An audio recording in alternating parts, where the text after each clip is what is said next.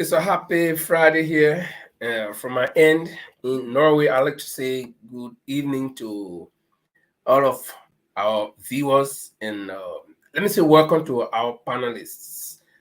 Tonight we have, I'll let each of you introduce yourselves. We have on my far right. Uh, it could be on my far left from the screen, but he's wearing a black shirt. What's your name, sir? Good evening, everyone.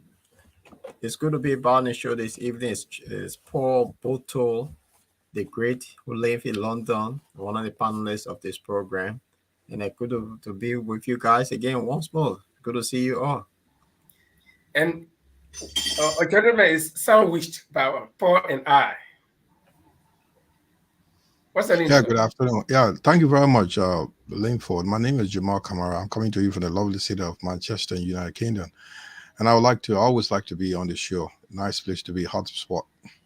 Okay, and my name is Linford Goer. I'm coming to you from the Royal Kingdom of Norway. And so together we are set. So we urge you to be our guests, viewers tonight. And we have a whole package for you that will be unveiling pretty soon.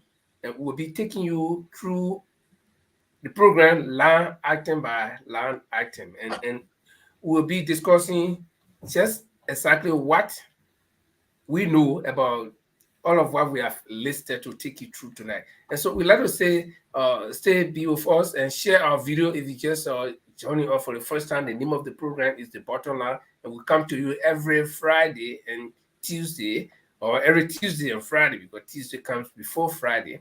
So you make it your habit to join us every week, Tuesday at 8 o'clock Central European Time, and that is 7 o'clock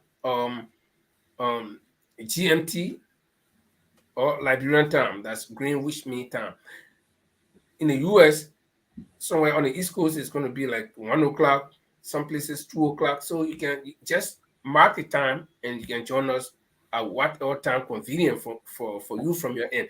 So once again, let me say welcome to our viewers and welcome to the panelists. And tonight we're going to have a whole array of activities to go through. First, we'll be looking at the rejection of the ArcelorMittal $800 million deal. And we also look at the signing of the memorandum of or that's CDC signs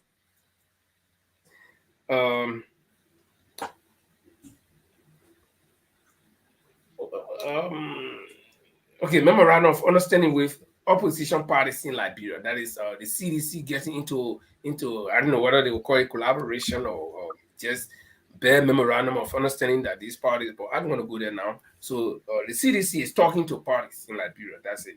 And then the third item on the list is the House bill and did not pass the lawmaking on breastfeeding. You know, last week we were here, we did talk about that. That there was a bill before the House to make breastfeeding in Liberia compulsory. But the new information we're getting is that the House did not pass that bill. Okay. And the US ambassador wants revenue local government united. So we'll also be looking at that, how the U.S. ambassador will be, actively suggesting to the government, is there anything wrong? And if time permits, we'll look at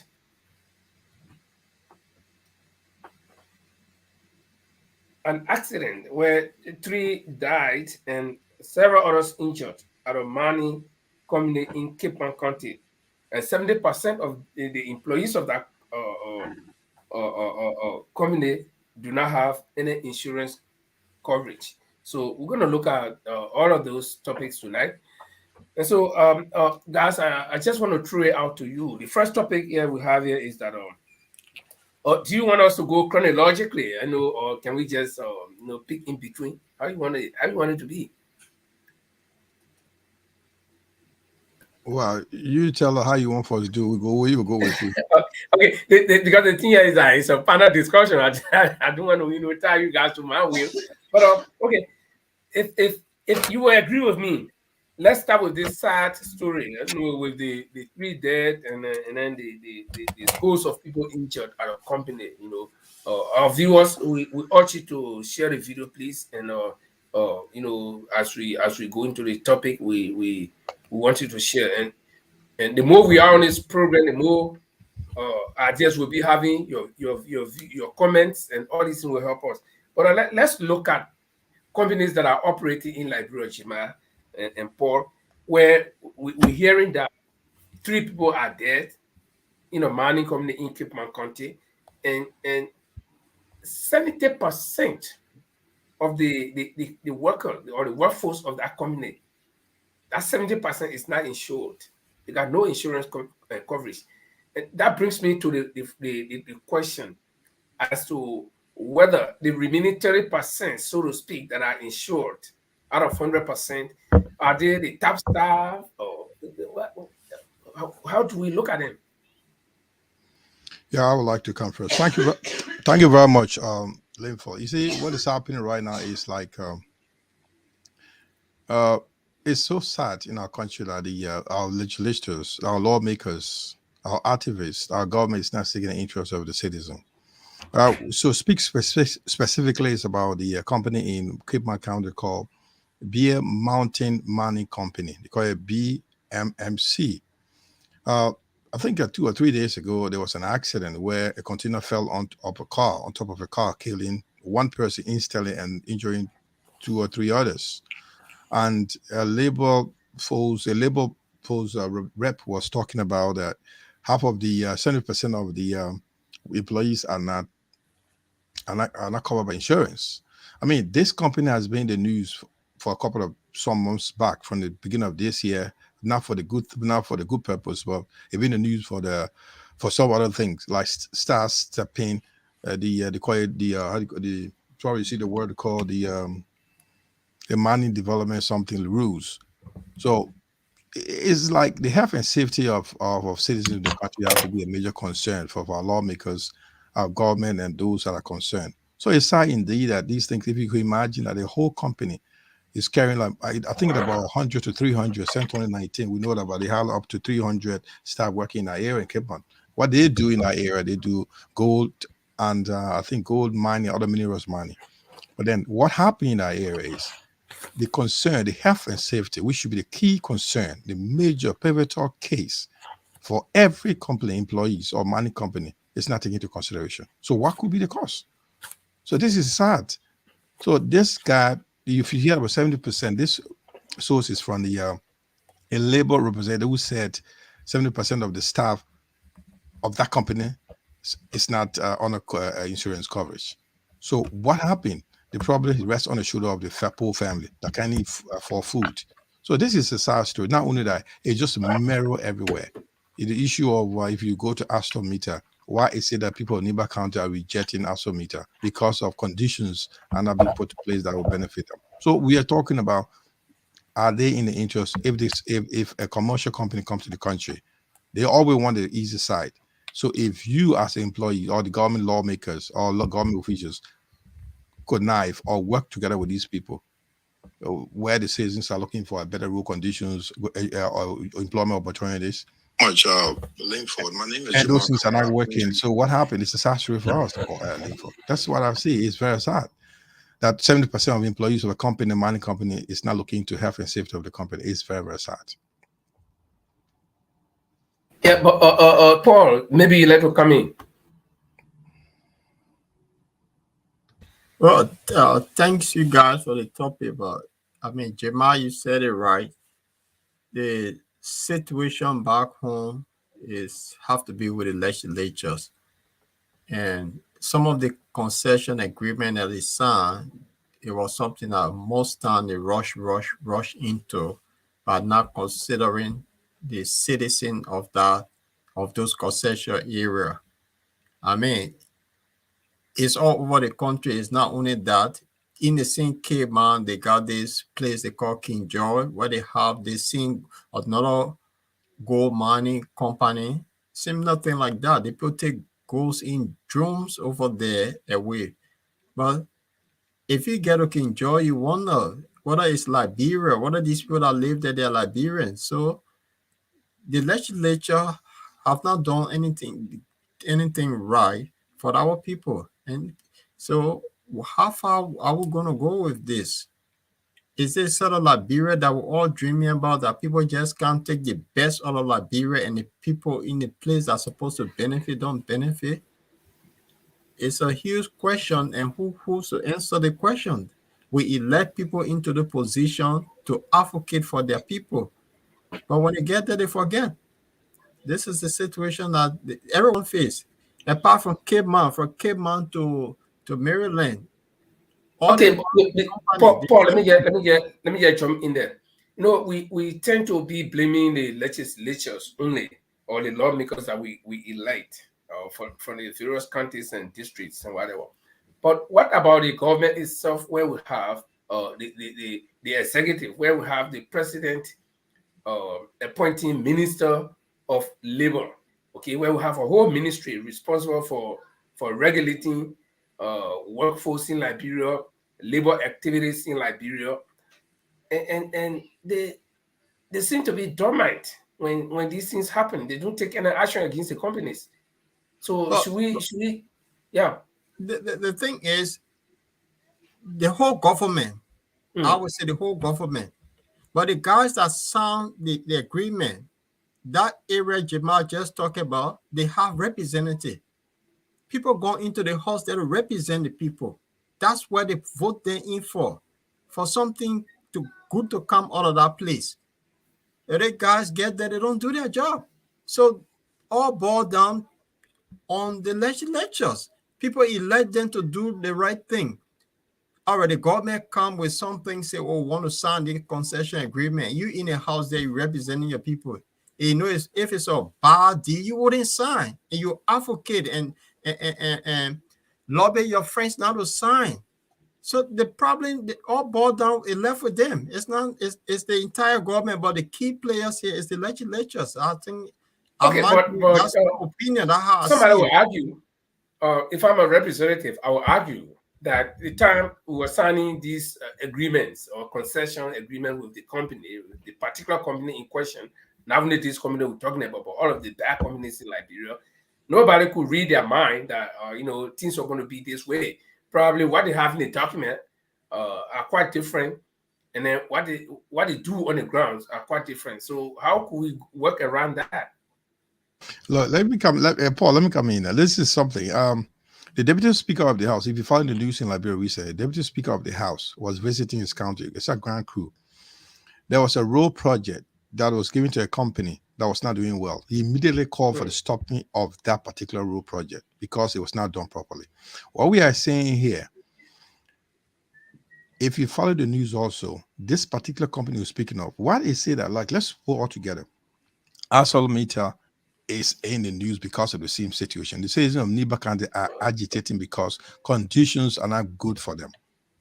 Last December, they stormed the legislature saying that, look, you guys should not agree to this agreement because we need this condition, we need benefit, we need job opportunities for our citizens. This is from Niba County. Look, when Niba County, from the town Niba, from the years back, the citizens of Niba County did not benefit from most of those money programs. So what I'm telling you right now, this particular company called Beer Mountain Company, money company in Cape Town, has made the news for bad reason. The citizens agitated that they don't have a job opportunities. They are not being given a job opportunity. They have been bringing even security for the particular area is being assigned to non-Liberian, subcontracted to non-Liberian. They got people from Ghana, Guinea, Sierra Leone, and they got too many Chinese working there. They got Turkish working there. So this being the news, it's not something new. And not only that, they are according to allegedly illicit and illegal mining of materials. They are government even they accuse of them like they have been mining something that's not been declared to the government. Minerals been mined by these or exploited by the company. So what we are saying, let the government say, I can work with the minister, the labor minister, or the minister or whatever responsible for the mining area, land, energy and mining minister, and also labor minister can connive with these companies. But then if my representative being elected, I can put my case against my grievance to the legislature or to my representative that this is the case happening. What would they do? They call them to attention, tell them to stop it, and they got an ultimate right to stop this mining because they are elected. For the ministers or the directors in favor of running these autonomous agencies may not be afraid because they'll lose their job because they receive brown envelopes. Then they risk what they do. They play with the lives of our citizens. This is the case. That's why we are blaming the legislation, not looking. What I will let you know, what I also understand related the news report of Linford is that most of the ex or former members of the legislature that are working for Grand Cape County that left the house, they are working for this company right now. So what they're doing, they can receive kickbacks. Even those in the house receive kickbacks from these company. So what would they say? That's the situation we're talking about here. What happened is then the health and safety of our workers, our citizens, has been compromised. Yeah, but can we revoke? Is it possible that government can revoke the contract, between they and the companies if the citizens rise up through their representative and why push not? for that? If there's a legitimate reason approved to show that those conditions or those statements made by the citizen against the company, the concession agreement can be reviewed by the government. This can be put through the legislature. This is the condition. If our citizen, before you sign a concession agreement, what happened is that you have to look at many other benefits come to the citizen of that particular area. We still going back to why Niba County. Why is it that ArcelorMittal case is still a case? Because the city of Niba County will not accept the conditions they brought to them. That's why it's the case. Because they are agitating that we don't want to take this case to this level because we are not benefiting. And they are right. So the people of Grand Cape County, those who should be representing the citizens of Grand Cape County, are not doing well for them. When the few are benefiting from the employment given by the companies, then they compromise the health and safety of the citizens of Grand Cape County. Then there you see 70% of the staff. Any mining company, health and safety is pivotal, number one. Because what happens, it has a risk. If you have a safety or not observed, conditions not observed, it causes a loss, financial loss for the company. It also hit the family of that particular employees. It also affect the government budget. It affect every aspect of that company, business as well. So the government, the company, the government, and the legislation should be representative citizens should take it as a case to make sure the health and safety of the citizen are observed.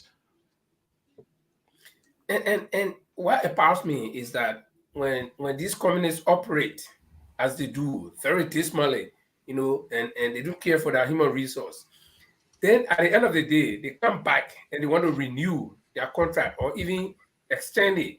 And then and our lawmakers still go for that. Let's look at the case of Firestone. Firestone came to Liberia in 1926, okay? And they signed a contract of 99 years. Can you imagine? 99 years, if you look at the life expectancy in Liberia, that would be like 2 generations, okay? So if I went to Firestone 1926 to become a tapper, my children will also become tappers, and maybe their grandchildren. Okay. So the thing we do to ourselves, you step up these companies, you step up their contract, knowing full well that they are not performing well. Now, if you look at all the time, I heard about Firestone. I went to Firestone only in 1990 during the war, or 91, so to speak. And I was privileged to be friendly with one of the superintendents, because Firestone was still operating during the wartime, to be friendly with one of the superintendents. And this guy, he took me, and I'll tell you, Firestone could cover a whole county. It's a whole county. He took me in every division on that company. We're on a tour for 2 days. And you will notice that these people from 1926 until now, some of the camps, okay, Division 18, for example, those people are living in mud houses where there's no window. You can only put your head, there's a small hole like a window.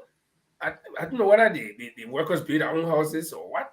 I mean, I was like, you can't tell me this is Firestone, okay?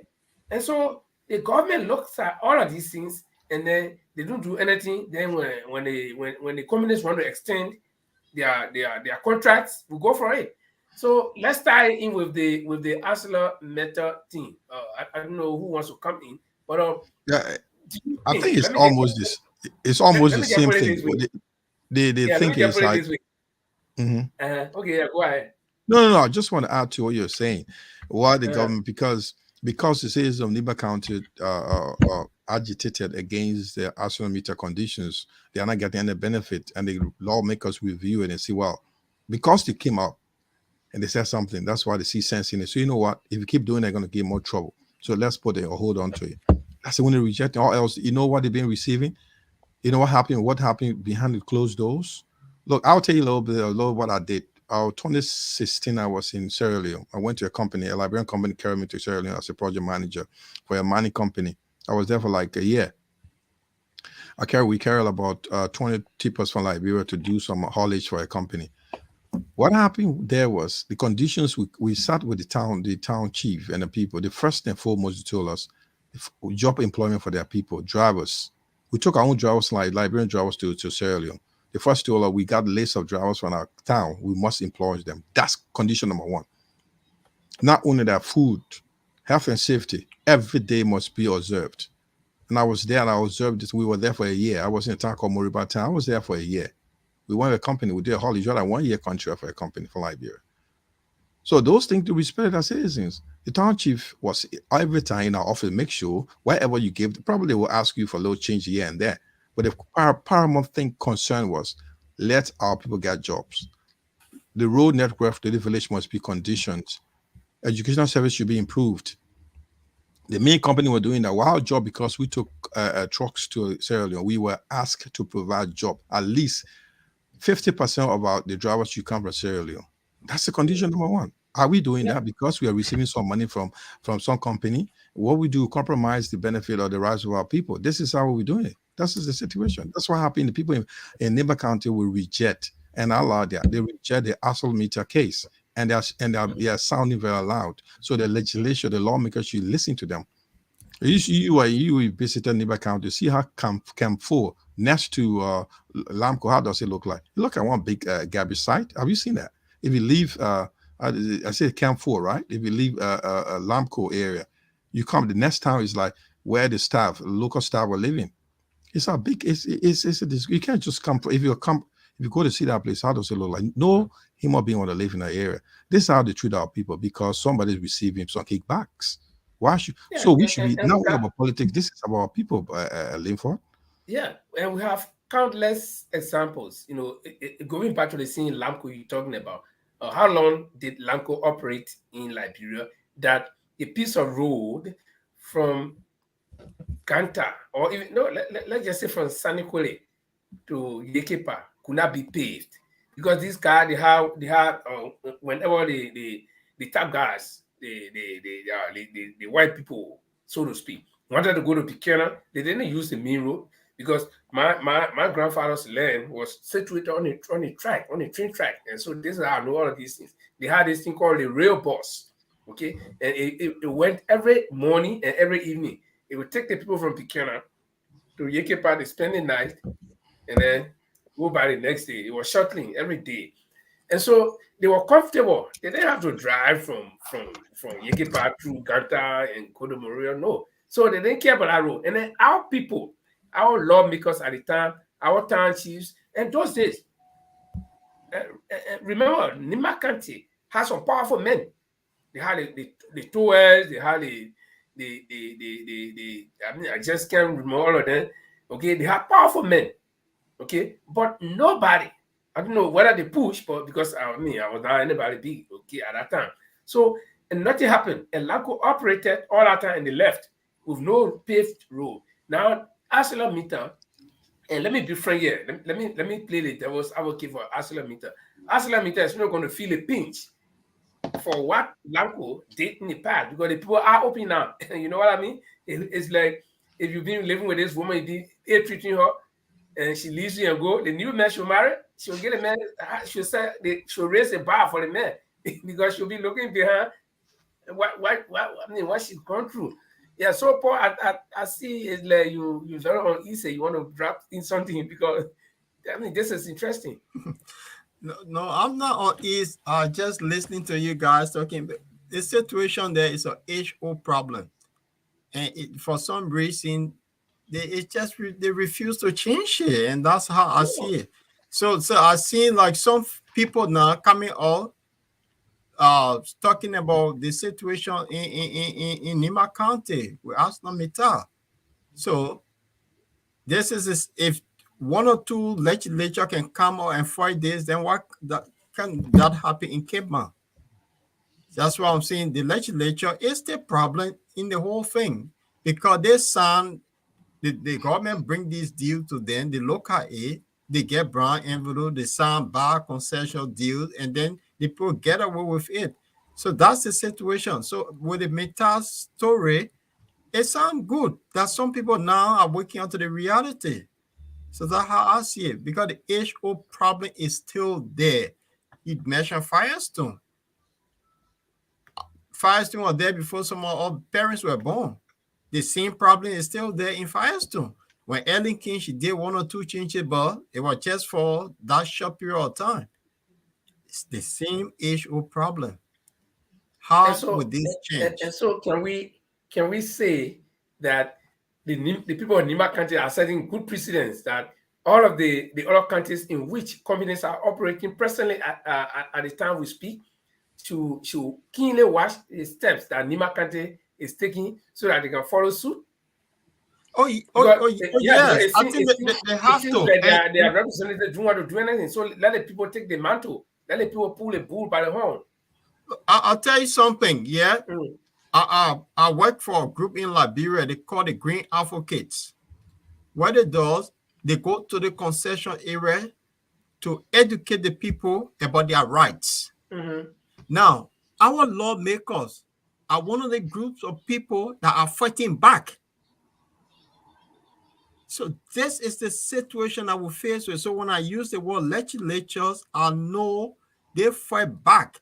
If you want to educate somebody, say no, the people sign a bad deal, you entitled to X, Y, Z. The legislature get brown envelope, and then they start fighting back. So the thing with the Nima County situation, you are right. It's a learning process. They need to learn of what step the guys in Nima are taking for the other counties to benefit. Yeah, I think it's about time we get good legislatures. Okay. Um. I think the the the bottom line here is that Liberia needs better. Liberia deserves better, and so companies that are coming to Liberia should first of all be vetted. Follow this company, know where they've been operating, look at that record because right, I mean, for the case of fashion, somebody will say, oh, nobody could just easily dig up information on companies like that. But now we got the internet. You can sit here and get information from anywhere. So we, I, we I, I uh, think what you're saying here is like one of the best things the hospital do today. I mean, with this issue of ArcelorMittal, what the problem they are saying that is like the call it the MDA, money agreement, something. I forgot the word again. I think it should be like yeah, whatever agreement they have, they are saying that they have not met with the conditions the resident asked for. That's the mhm, conditions because the citizens of Lima, just what you said, Linford, the citizens of Lima County don't want that to happen anymore. They want to benefit. So they stormed the legislature in December last year that we don't want this thing to happen without we benefiting. So we want the other counties, if our ministers, our directors, our people in authorities are receiving benefits, citizens can stand up for themselves. You can move on and let them know that we can't take this. We Mhm. can't keep advocating for something like that. A lot of things happening right now in Liberia. Sometimes you need to let them know. So because of what is happening in Nima County, the people of the House, I think the House, if I found it, what the House did, the House of Representatives came out, scrutinized it, passed it to the House of Senate. The Senate to look at it to approve it. Senate rejected it because they found that the conditions that the resident of Nima County said about it was not addressed.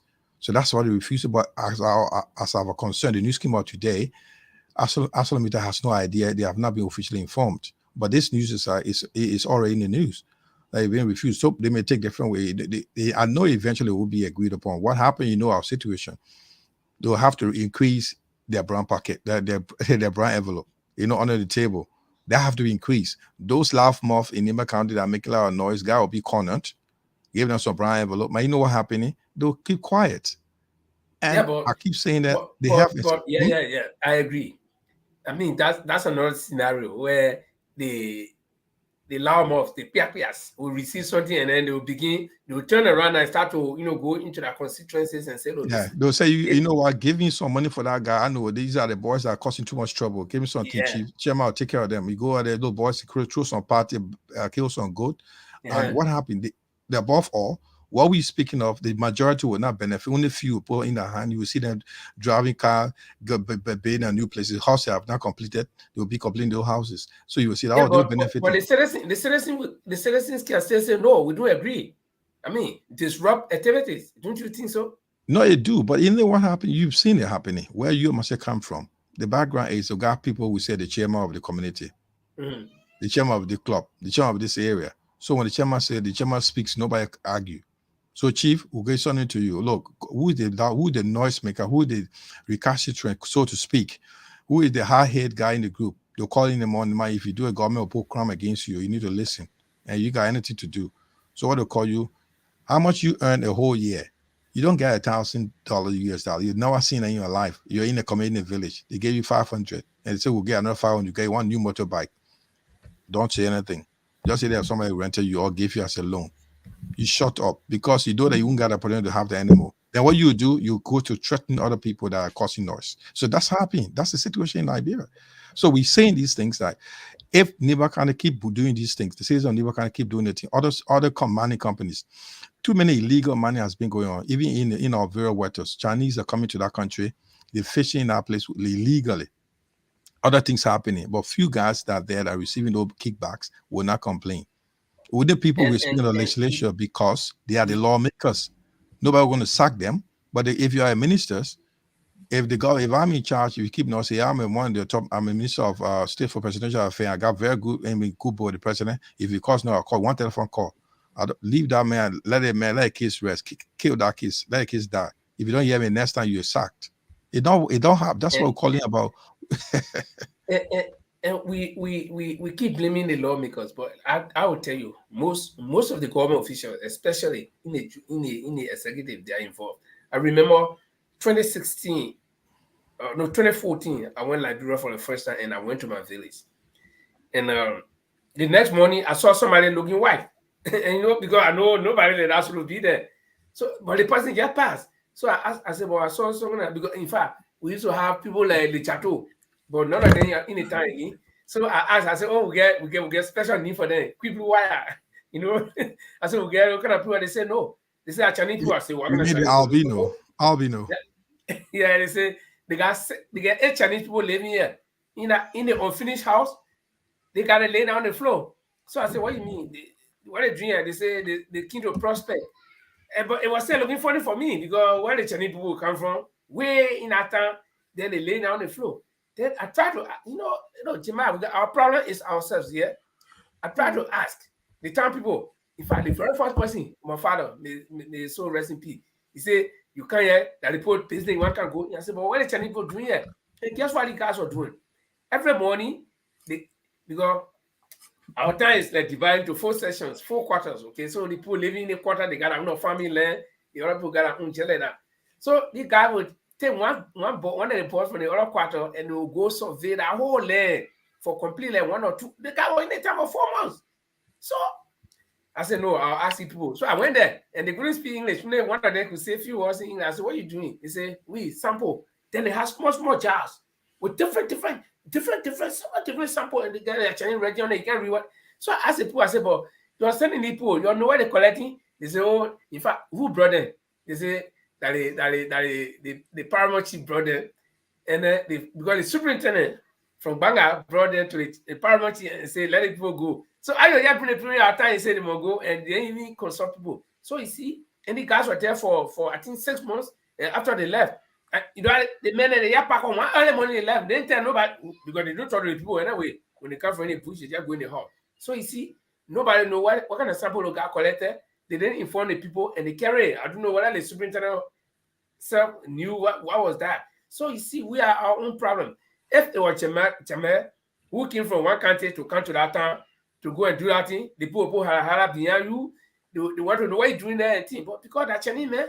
So see, so we are our own problems, my people. We're Liberian people, we create our own problems. When these people come, I tell you something, like in my own country, my own district, electoral district, in Gokiam, in Kokoya, you got this MNG, the Turkish guys there and taking gold. And this is the place where our people, way back before our born, our people been going there and digging and doing their surface money. When they get small thing, they go and buy their food. But these guys are doing industrial mining and they put in that deep pit where they're going deep down to the mountain. You see, and at the end of the day, our people will be left with nothing. And that they can even beat one time they beat, I think 2-3 years ago, they beat one of the workers and you almost died. Okay? Can you imagine? You can't do that anywhere around the world, especially in Turkey. You can't do that. You as a black man. See, but we allow these people because they get light skin when they come. Then we allow them to take over everything. Yeah, Paul. The thing is, I will not blame the people. What happened is when you're backer, right? They say backer have no choice. Every day just begging somebody for something to survive. Anything that person tell you that what you do in Liberia. No, but Paul, in this case, we shouldn't be beggars because we got what they want. When they come to us. No.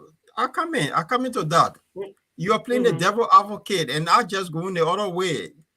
If you're a backer, because you don't set standard, you don't set rules that you'll be able to generate money, everything you must go back. So when you beg, you get some condition. That's the situation we face with. Now, Liberia got all the riches, right? Just tell me for Christ's sake, let's take Montserrat County alone. Montserrat County alone can generate money that the whole country will benefit without begging any Chinese man or anyone. I'm trying to set the premise of what I'm heading. So you get from District 1 to District 17, right, in Montserrat County. And each of the districts, they have what we call community leaders. But in the West or in the UK or in Norway, they will call it borough or council, right? Each of the council will generate money that their people will benefit. So the 17th district, how many houses in District 1 that if every household in District 1 is paying 20 cents, 30 cents, or $1 for tax a month, if there are 50 houses there, I just give you an example here. Yeah. Think about it. The money generating avenue. So when you go sign concession deed, you're not relying on anyone that the person will give you brand anymore because you have means of generating money. Because you have means of generating money, you sign a good deal. The West is corrupt. There are corruption. When you are caught, you go behind bars. So if you set that kind of standard, you wouldn't be a beggar because we beg, so anyone can come in. Tanchi was saying Chinese man in the village because Chinese man are giving brown envelope. He begged. So go do what you can do. I mean, I'm looking at it from that end. So the problem is that what I say is an age-old problem. Until we address the age-old problem, we're going nowhere. Okay. As it stands, we can sit here and say everything we want to say. We don't have representative any of the companies here. We don't have representative of the government here. So we just signing out what we believe could be done. Or first we highlight the problems and then we try to make some suggestions. And I think, I don't know, finally, if on this topic, if any of you got any, how do you think we can work around this? Should we follow the Nima County example? But then, or let Tima and not discuss finally about the Nima County thing. This could not be a fix or good fixed solution because anybody they can infiltrate them with money to the higher up.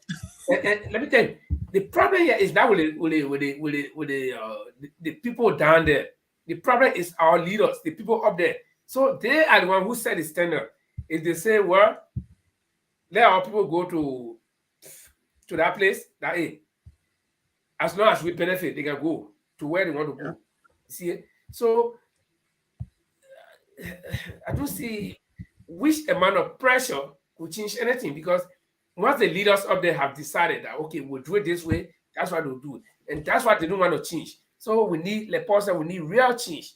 We need real change. And how can we effect that change when when our people are used to doing things the old way? Because that's the only way their pockets will get fat, their children will go to good school, they will live in good houses in a community while the rest of the people live in the slum. And you also talk, Paul, and Jamal, you coming. Paul, you also talk about corruption, like in the West here. Yeah, they got corruption here, but when you are caught, you go to jail. I saw people was jubilating because Tata Kasa was caught and he's behind bar. So I told her, I said, why you just happen for one man who was not even caught in your country? Yeah. Okay, you got thousands of them that you worship, okay, who are corrupt even more than Kasa. Okay, and then Kasa did not take anybody money and put it in your pocket. You were hustling on the government. I mean, in that kind of way to get money. You see, they didn't give him money for a group of people to improve the area, and he took the money and put it in your pocket like our people, where you look at Arcelor Metal will give you envelope just for you to pass or deal, and that envelope should be for the people by right. But you take and put it in your pocket, then you go make decision on behalf of the people. Okay? Mm-hmm. Yeah. Yeah, okay. I was just trying to say, you're asking what is something. Look, this is easy.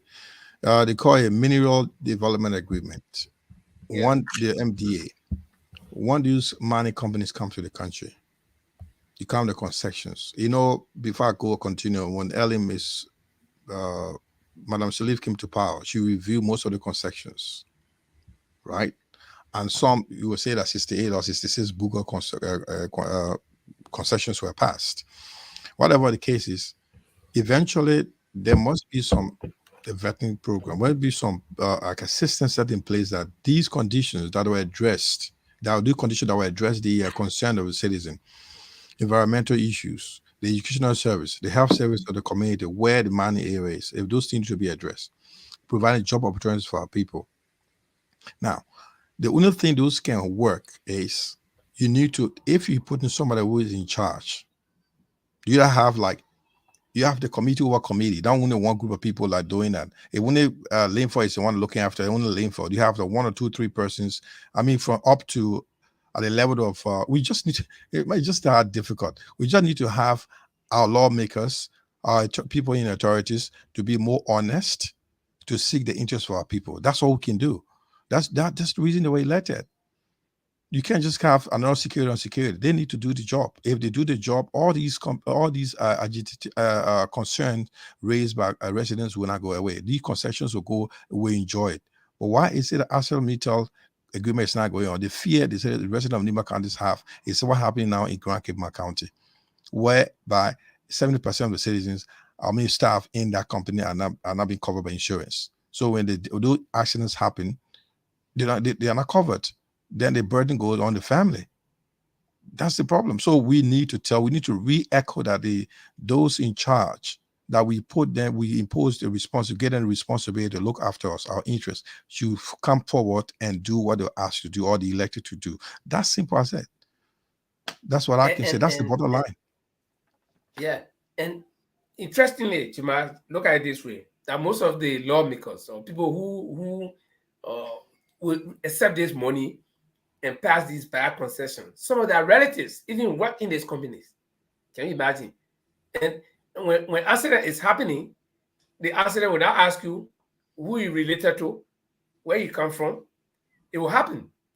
And this thing, guys, probably something will happen to them. And when you look, it's late. They cannot get anything because they have, of course, they have agreed to something that they cannot change alone. Yeah, like what happened to companies? You work here in the West. I mean, we don't expect to follow West example, but at least the simplest thing, I'll keep talking about health and safety, where the government, the labor ministry, or whoever in case of security or health and safety of our people should always go to those Lamani areas, do consensus area, and observe the health and safety issues, how they're being observed. So they should be called to question what are these with the health and safety of our people. Once those things have not been challenged, this guy will go ahead because they receive bribe every week. They are on pay, they are on payroll. Most of those legislators allegedly on payrolls. They're being paid. They said in Monrovia, poor guys or poor people in Cape Town and other counties that they are just getting the pittance while they're getting the fat check. So when accidents or incident happens, our people suffer. They say we're doing our best. Give them the microphone to talk the best. They will speak the best English, but give them the benefit. Who suffered? That what's happening right now? 1 death, couple of other, I'll be 3 other persons seriously injured. A container fell on top of a car. A container. That's what happened. Okay, why can't container? That's the you can't just explain it. How a container fell on top of a car? So if your health and safety has been observed, rules have been observed, you think that will happen? That's the highest neglect of health and safety in the company. So when the government is not saying anything, you just see, okay, let it go. What happened? You're getting small money, you bury that man, you carry some pound wine, you drink it and have wakekeeping. There you go. Should we continue doing this? Uh, I was privileged to be on a Zoom call with some group, you know, concerning seeing NEMA, the ASLA stuff, ASLA meter stuff. You know, since it concerns 3 counties, Born, NEMA, and Basso. So these guys organized this conference call, and I just forgot his first name, but he's one of the teamers. He was former representative. He's one of the teamers, and he was. I think his background is in geology or something like that. So he was being interviewed, and we came to this point about health and safety. Okay, so I asked him, when people are doing that risk, when these communities come and they are doing that risk management assessment, okay, is the government of Liberia represented or the local people represented? And he said no. He said these communities come with their risk management proposal already. Okay, they bring it already with them. That this, and these are people who are just coming. Somebody come from Turkey, which is a very different geographical location. Okay, and they come to Liberia with their already planned, risk management procedure for a country that is quite different. Can you imagine? So it doesn't work. So I asked him, is the government representative? He said no. So these are some of the things that happen. Paul, you know very well, you work in the RT and you work, most of the work you guys do is risky. So you need that assessment of risk. Before you can mitigate any risk, you must assess a risk, test it, and know how to mitigate. But I come to you you come from UK, you go to Liberia, you already draw your triangle, for your risk assessment. Okay, where the highest risk will be down there going up, and then you just go impose on a tendency. You don't know the terrain, you don't know what are the hazards, you don't know. So when he said that, I got concerned and I said, well, I think these are the areas where the government's supposed to be working, okay, but they don't do it. So I see you smile. I don't know how you think about that. That a company coming and then they got a risk assessment already done, area where they have not been operating before. They don't know the hazards associated with the terrain, and then they come with their plan and then they start to implement it. Sorry about that, Linford. The thing is, you're right with the risk assessment. I live in an area, I don't know about car, and you bring a car. I don't know about crossing road. You bring it. No. So you come with your triangle and telling me this is how it works in the UK. How does that work in Liberia? Take over me, pick up this. Yeah, okay. I think Jamal, you can comment on that. You see, because like I said, I talked to this man. I think he's an engineer by profession or something like that. Because he was going into how when the mine and the rocks and the different type of rocks, and that's why in Liberia, we say certain part of the mountain when the man black man can't go there, and you're trying to explain the risk involved. So I ask this question. During the risk assessment procedures with some of these mining companies, because we're talking specifically, you're mentioning having the plastic plate and that. So I asked him whether the government is involved. Our public works minister, any branch of the government is involved. And he said, no, these people come with their risk assessment program already set, and they just come and start to operate. So like Paul rightly said, I live in an area where I don't know about car, I don't know about bicycle. Then you go bring all those in there, and then you expect me to know how to cross, how to avoid the risk associated with them. My brother, it's just simple as it is. It's just simple. They will just tell them, like we said, you know what I know. We've seen a lot of things happening. The program is already been planned. It's a straight jacket thing. They will take it to them and they'll just identify a few guys, like we've said, loud mouth guys in the community or in the town. Target those ones, they will silence the rest. If you want the project to go, talk to this guy, talk to the guy. They got a few people to pick up. So that risk assessment you're talking about, don't worry about that. You still want to do risk. What you call risk is a lead that thing on that side. We'll do all to take care of business. So basically, that's how it works. Although big English is talking about risk assessment, all this stuff, it doesn't work for our people. Got some couple of change into their pocket. The rest of the people got small thing. That's it. Work continue. But then what happened? The majority of the people won't benefit. Only few benefit.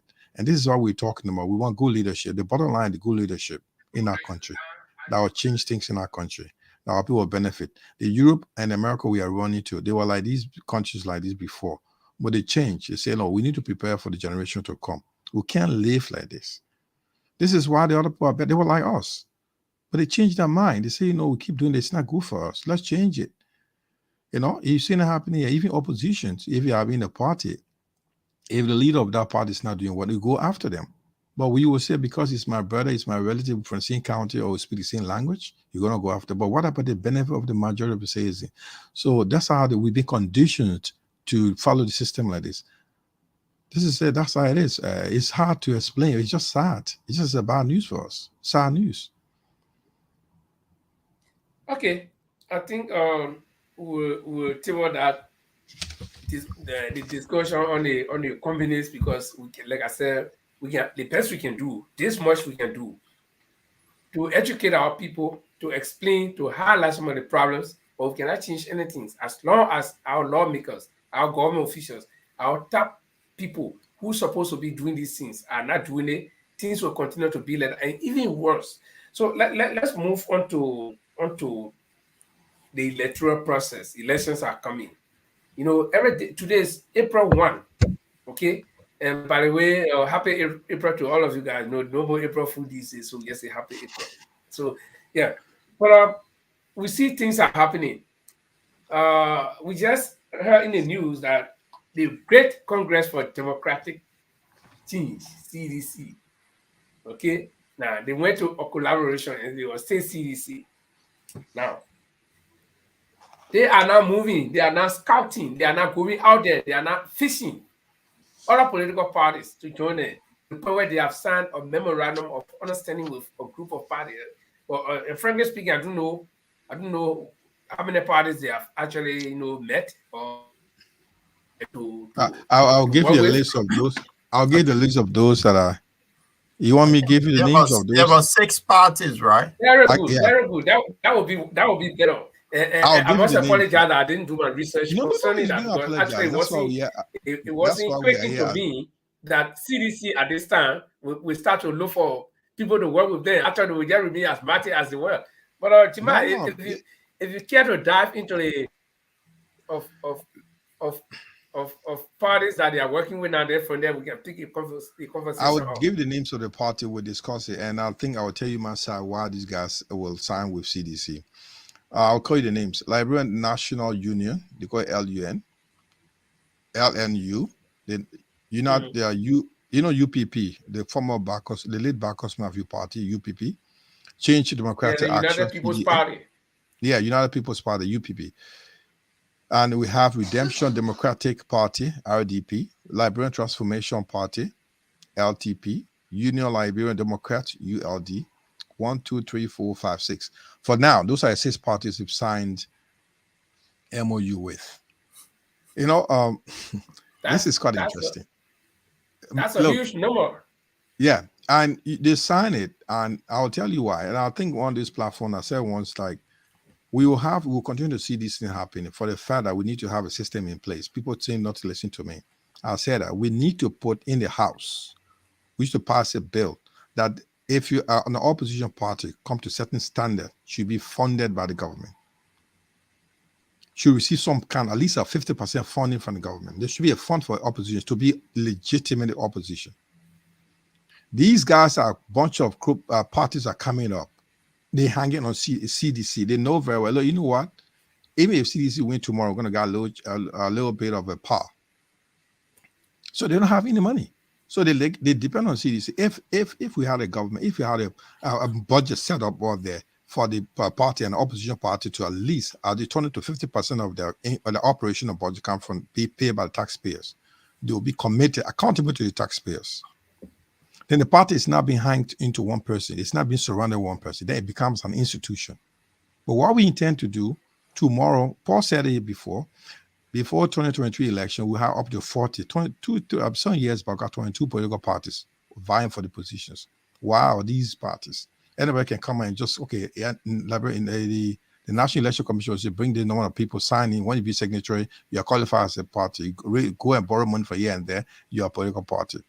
There should be conditions that make you a party. When you make your party, let that party receive some funding from the taxpayers. Then they're accountable to the people. All these cross-carpet doing things they're doing won't happen. Then party don't hang around one person. The president are like one person. If the mayor is not around anymore, the party dies down. That's not what we should not do. That's why we don't have legitimate opposition. I hard to find them. You've seen it happening around. You were born some years back. You see how many political parties stay around from your time up to now. And come to the West, they stay around for generations, stay around because there's a system in place to help them going. How can I be in an opposition, a legitimate opposition, a strong opposition, when I can't even feel, I can't pay my own bills? So I'm looking for the bigger mob like CDC will be in power for now 3.5 years.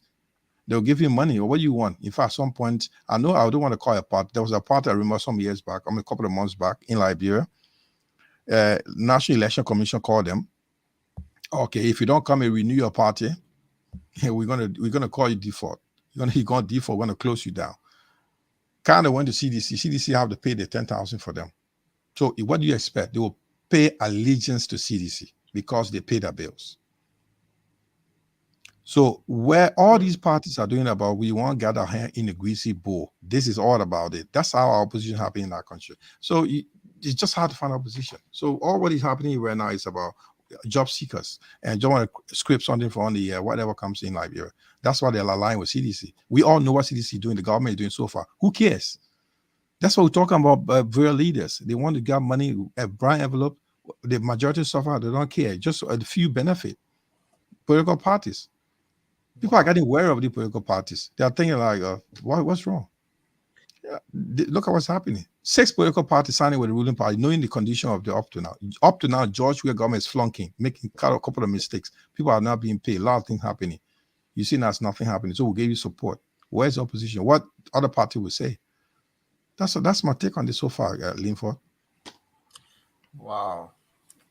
Well, But this is it's getting interesting though. Jamal, you said it all. It's getting very much interesting. The situation in Liberia is all about the pocket. If the pocket can survive, people move about. Now, 2023 just around the corner. This is where political mathematical come into place. So they're doing a probability. Let's see. The opposition, the main opposition, some people in their mind, there is trouble in their camp. So we see the setting, it covers half a chance here. So people are now doing political mathematical probability. That's what they're doing now. Let me go on this side to see if something good there, I can get something. When things start turning, they will switch. So it's like they're going to be switching until the last 2 remaining candidates in the race. And up to that end, they will still be switching. It's all about the pocket. So Jeremiah is spot on. It's about the pocket. It's not about But it's not about the people yeah. interest. It's about the politics. So some of those political What parties that joined it, they don't even have 50 members. But what puzzles me is that when the elections are coming, we see these parties mushrooming, popping up, But then after elections, they all disintegrate, they disappear. Where do they go? Do they go on sabbatical? What's happening? Are they resting? No, they go to who won't work on the free port of Monrovia. So when the time comes, they all group again. Last time, Chima said it right. Chima the said it last right time, that the last time Paul was talking about the another interesting fellow was coming up party. He wanted air condition every home in Liberia, electricity every home in Liberia. I think Paul spoke about it. I don't know if the Liberian came about. A political party should be an institution. This is not about individual. This is the mistake we're thinking. And what happening also with Liberia, we always been saying also is like in Africa in general, we vote with how do you call that? What's the word again? We vote with it has to do with relationship. Something like my tribal connections, my religious connection, my county affiliation. We don't believe in we believe in principles that this is what the country stands for. So it all is not from here. It's been there long time ago. Our minds been conditioned to believe that if Linford is from Bon County, Kokoya, and I'm also from Kokoya, whatever Linford does is right. I don't care. Yeah. That's what's happening. And the political parties say be mushrooming. They're coming up right now, and more are coming up. It'll be more coming up because they want to get their hand into that greasy pool. And they are saying to you, Paul just said, right, they said it. Oh man, you guys are coming. Oppositions are splitting up, breaking up, they're struggling. They even know what they are doing. Well, Joe, you're already in power. Why are you wasting your time? You make out the money, you already printed more money. Recently they just printed some more dollars. So we can get you some money. The guy can go there. You saw what happened. McGee wanted to do in US dollar. 100,000 US dollars given when our country airport is in darkness. And a lot of things happening. They buy political favor, political sympathy here and there. And they will do it because they had the money to catch. You don't care. You and myself not have 5,000 for a year. If I'm not even Liberia, gave 5,000. the Chiefs got cars and what about the last time? Man, look, you know what I'm talking about. So what we are talking about here, we are in serious trouble in our country, Linford. We are in serious trouble. So people that are saying that opposition need to be very strong. So if you see like the CPP breaking up and they are not putting it together, it's just sad for every one of us. That should be a real force to stand against these small parties. These small proper because they see that CPP is not holding anymore. So what happened? You see proliferation of small parties, and they're not even collaboration. They are saying grand coalition, and that means that one party. Collaboration, they can do everything. This is a coalition. They're signing like a one party.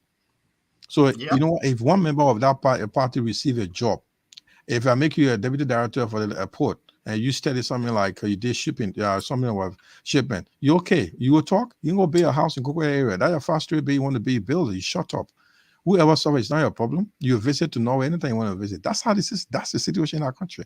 So we are wishing for the bottom line here. Let me just make this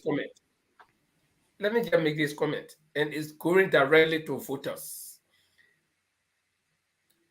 People from, I'm sorry, my internet keep dropping or whatever, but people from these political parties, and you voters, you follow them.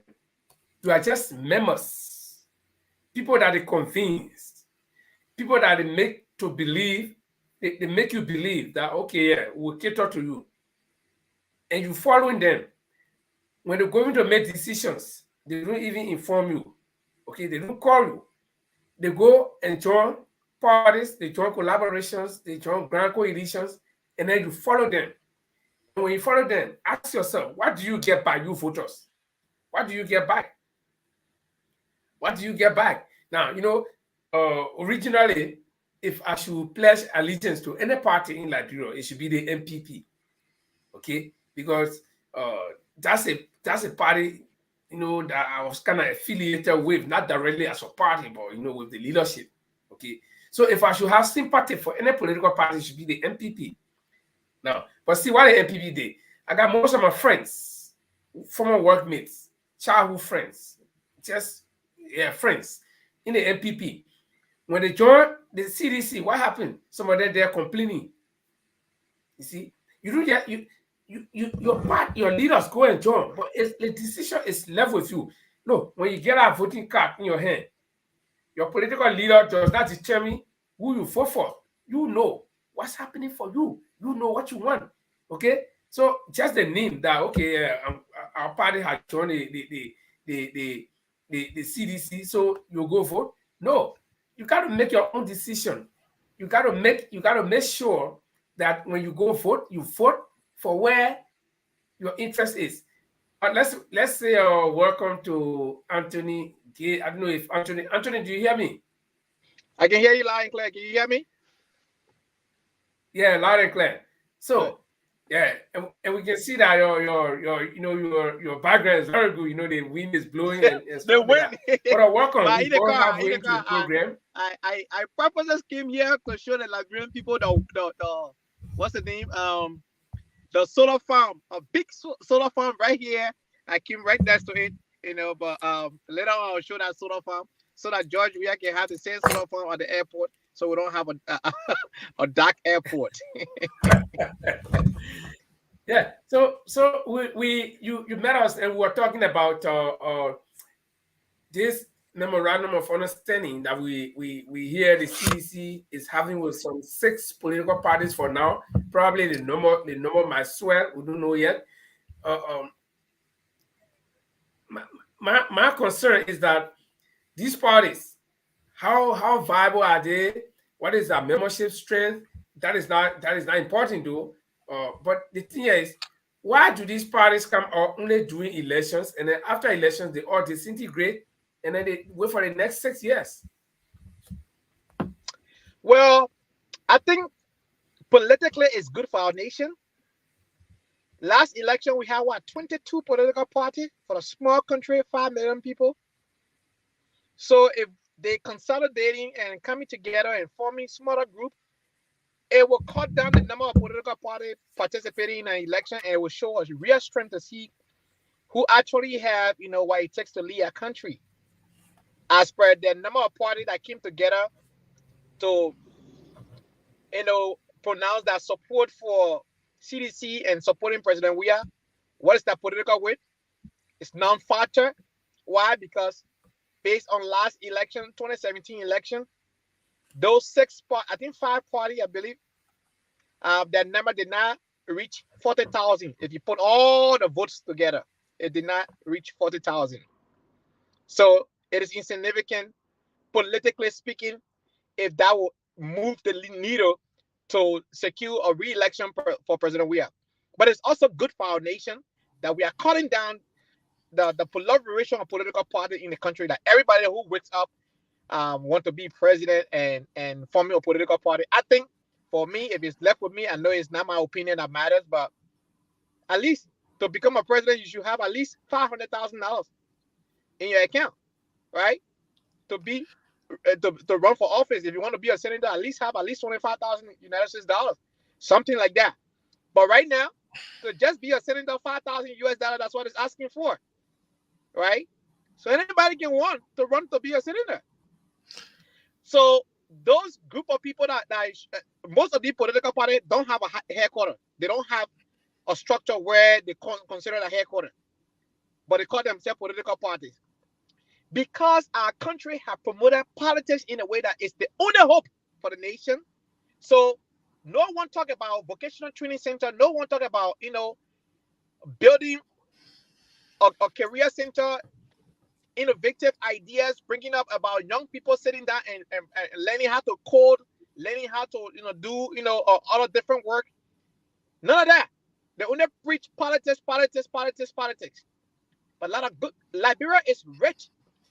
When you fly to Liberia, you find a lot of foreigners. You think they're going to look at Liberia? What do you think Liberia that are attracting them? It's because they have the opportunity to make good money in the country. Most of these businesses are risky businesses, are corrupt businesses, so they come to the country and milk the system and run away.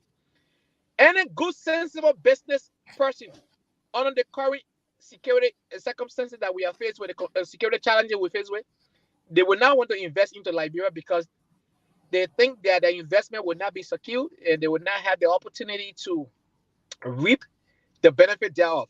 They will be risking their money. So most of the business people that are in Liberia that they want and that can get paid, lawmaker on the table and don't follow the proper channel, that's the reason why they flock to Liberia. But a true business operator will pull out of Liberia, like Air France is about to pull out of Liberia, like Total have pulled out of Liberia, like Coca-Cola have pulled out of Liberia. Those businesses, like Saint Dabi have pulled out of Liberia. Those are businesses that mean well, right? Any other business that come to Liberia that understand, the black market, they don't want to do business there. Guess what? The other day they arrested some Americans, that came to the country without document. The next thing you know, that thing went underwater. Guess what? They bribe the people. That's what Liberia has become. You and I go to Liberia to give a hard time. Foreigner come to the country without proper document. They allow that in the country. In my own county, Burkinabe are flocking the place. Over 10,000 Burkinabes in our forest.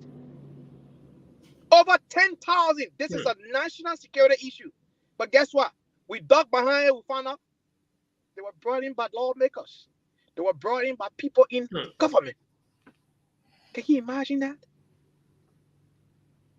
This is the Anthony, experience that we have. Anthony, Yeah, okay. quickly, I'll just, the what worries us a lot is like when you see the opposition's political party that we expect to give the ruling government a run for their money. They are signing up, they are going in bed with the ruling leadership. Does that not concern you? Where you find that opposition party you're expecting to like let them know, speak for the people, but there are like 6 of them signing up with the government to make sure why they want to go in bed with the government. Doesn't that worry you? Like no, it doesn't worry me because from the get-go, they were never opposition to begin with. They didn't have no stand. Look, to claim opposition and don't stand by it means nothing. The word integrity is action. It's not abstract. The news alone. Is action. What I'm trying to say, sorry, I'm not just saying inject here. What the news alone saying that 6 political parties have signed up with CDC, that news alone. What are you, because you're speaking like Liberian, right? You know this, the nitty-gritty of the case. But if I see the headline, 6 political party in bed with the ruling government, how does that look for you? If you're outside, you say that, wow, George U.S. is doing very well. That's how it looks like a picture. No, like, George Well isn't doing very well. If George Well is doing well, right now, our Liberian airspace is a risky zone. Because any airplane that is flying over our Liberian airspace that is formed within that airspace perimeter, if that plane should have an emergency landing circumstances, Liberia is not an option. And if Liberia is the only closest landing area, that plane will crash because our airport is dark, completely dark. So it's not a positive news. Why? Because we know who those political parties members are. They are not true opposition. They only form the political party to get piece of the pie, to be seen as relevant so they can get piece of the pie. They don't have a stand. Have you ever heard them speaking about the ills in society? I think no. I agree with Anthony. I agree with Anthony on that. Because you see, the thing here is that CDC, from the time they won in 2018, 2017, up to now, most of the people that got job, they were pure citizens that they could identify. Okay? Now, and they even went to the extent of carrying out redundancy at most government agencies and ministries that affected people who are non-citizens. So, since the business is tough, no job, and the guys see that elections are coming, they say, well, what we could do, we create a banner, like a party, and say, we are social party, or we all group under one party. Yeah, and then we go to pledge allegiance to the CDC. This is the only way we'll be able to get job, because as a non-citizen, if you send your CV to the civil service agency, they might look at it and discard it. So the best thing is to make yourself relevant, like Anthony said, to make yourself relevant and say, yeah, we are pledging our support to the CDC, and then from there you can get a piece of the pie. I think that's a trick the guys are. That's all it is. Can I just want to say something? Before you come in, let me say this in the next 30 seconds, right? Since 2017, what has been the position of those political parties that just joined President Weah? against the ills in society from the we-led government. Since the we-led government has come into power, we don't have anything that they can show. We saw the $30,000 that our lawmaker took home each. We got 103 lawmakers. Each one of them took $30,000. We never heard none of the political parties making a statement. But the ANC political leader or standard bearer, Mr. Alexander Benene Kumi, post out a statement that said, listen, we cannot condone, they even condemn Senator Darius Dillon and even Senator Nathan from the ANC, who is the current chairman, the national chairman of the ANC party. Look, we gotta be serious here. So not because you call yourself an opposition, that doesn't necessarily mean you are opposition. I can name names right now who claim to be opposition. There are things happening in the country, they don't speak. The recent death of Prince Cooper, may her soul rest in peace. No statement from those political parties. Mr. Comey have issued a statement. And the second group that issued a statement yesterday was the COP by Henry Costa. Since then, we have not heard anything from the opposition political parties. Are they oppositions? That's my question. Well, let me come in. The thing is, I have Ghanaians and Nigerian friends here in the UK, and they always joke me and say, how you guys in Liberia can elect a full brother? And yesterday, I ran into one say, oh, he's doing well because his political party joined him. The uptake from that, from the paper they read from the Ghanaian newspaper, it makes him look like he's doing something great in the country. And I think that's where Jamal was heading. So can I ask you a question? Where in Liberia is okay, we know that these people, but the way it presents itself outside, that means this guy is doing fantastic for 6 opposition party to join. Where are Liberians taking all? That's the question. Okay, let me answer that question again in a different form. Perhaps that I'm not here to convince you. I'm only here to make a point so that the viewer who are watching can also, make their own decision from here. But the truth must be told, and the reality must be recognized. Since 2017, those political parties have not been seen anywhere so far making statement against this government, holding the government feet to the fire, so to speak, for lack of a better term, and taking a stand. Like the recent issue with the temporary with evidence or at the crime scene. The police spokesperson, Mr. Mose Carter, came out and said there was no foul play. From the initial investigative process, no foul play. These political leaders not saying anything. But Mr. Comey put out a statement and listed 20 names, unsolved crimes, including this recent one of Princess Cooper.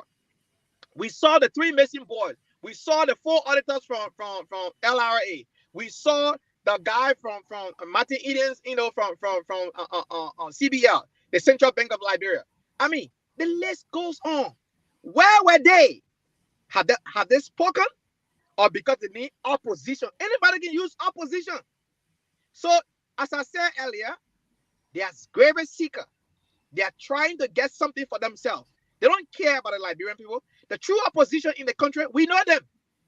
Mr. Comey gave President Weah 1 year. He said, in the first year, 360 days, I will not criticize this government. I will wait to see what the government has to offer.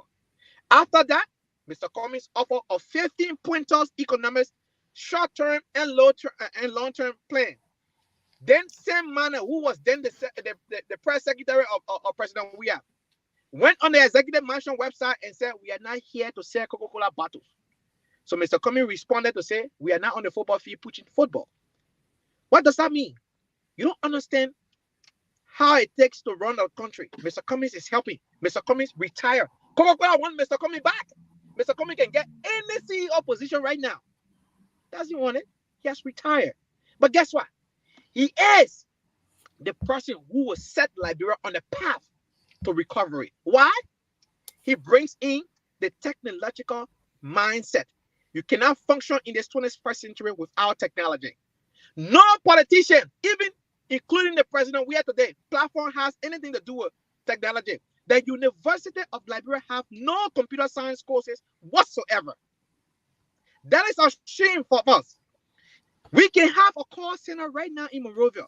We can have a data center right now in Monrovia because Liberians speak good English. We don't have to go to ESLK to make English as our second language to be able to speak English. But guess what we can do for our people? Guess what we can do for our people? We can work directly in the call center. If we have the resources, the number one thing we need, reliable electricity. If we have reliable electricity for our nation, guess what? Many jobs will be created through that medium because we can have an assembly line. All the tailors that in Liberia can sew jeans, can sew any fabric. The jacket that on me, the tailor in Liberia can sew it once that contract is given to that tailor. You don't have electricity. You think that manual machine you'll be sewing 1,000, 2,000, or 1 million jacket for? You can't do it. Your leg will get tired. Right? Yes. Anthony. Because we don't have reliable electricity in our country. If a Liberian person have a computer and access to good internet, I can give them a job right now. They can sit home and work from home and get paid good, decent money. But your internet is not reliable. Your electricity is not reliable. How do you get that job? How? Tell me, where would the job come from? Do you think Liberians are naive? The other day we have 4 Liberian students on Spoon Talk. What happened? You saw how outspoken they were because those kids were given the opportunity. They were exposed. And today, they are all across the world. One of them in Ohio is doing a double master's because the opportunity was afforded them. How many other Liberian students have that opportunity? All we need is an opportunity to strive. Liberians are brilliant set of people. Liberian teaching at MRT. Liberians are doing great things across the world. But we Liberians don't promote our own, don't like our own citizen. We don't even respect our own citizen. Guess what happening to this girl who just passed away? Some people say, oh, they can't sit down one place. What you were doing in the play in the first place? Are you serious? You are talking about human being, but you call yourself Christian. This is a creation of God. If you trust God and believe in God and call yourself a son or daughter of God, it is a creation of God. And you're talking down on her, but yet you claim to be a Christian? Think about that. Right. Okay. Tony, you talk something that I want to come in. When you say Liberians, we do not appreciate our own. We do not, uplift our own. See, sometimes I hear people when they talk about Mr. Arizona Cummings.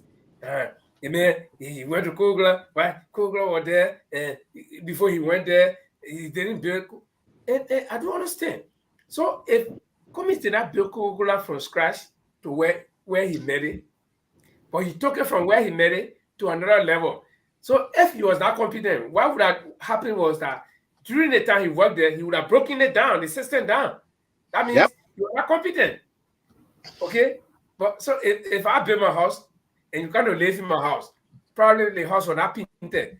You paint it well, you even add an annex to it, and you change the roofing. Should I say, oh no, Tony did not build a house? No, but Tune did not break it down either. He rather improved it. So like we don't think, and it goes to say that sometimes the way we think affects the way we do things. Because if we have negative thoughts, we'll always do things negatively. We don't like each other one. We don't want to see the other man prosper to the point where we always look down for the downfall of the other person.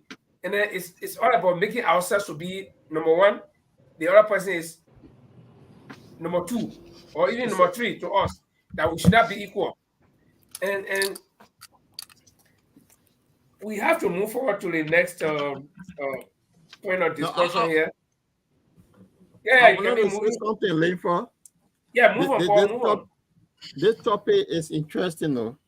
And I'm looking at the update in it about those 6 political leaders, because now we Liberians in the diaspora, especially that live in Europe with Ghanaians, Nigerians, Sierra Leoneans around us, they see us as you people in Liberia not serious.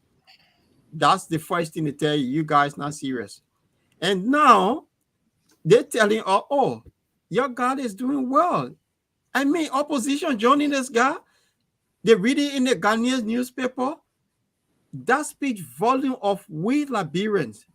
And you know, when you talk about where these people gone, where were they past 18 months or 6 years it just show how bad we are in Liberia. That's where the guys are saying we are not serious. For Christ's sake, we seen the people are doing bad, but then in a blink of an eye, the wickedness that is going on, opposition leaders seeing what happening, people being killed every day. They see what happened is the looting that is going on. To join that group, are we serious? I think that is the point that these guys are making. You Liberians, are you guys serious?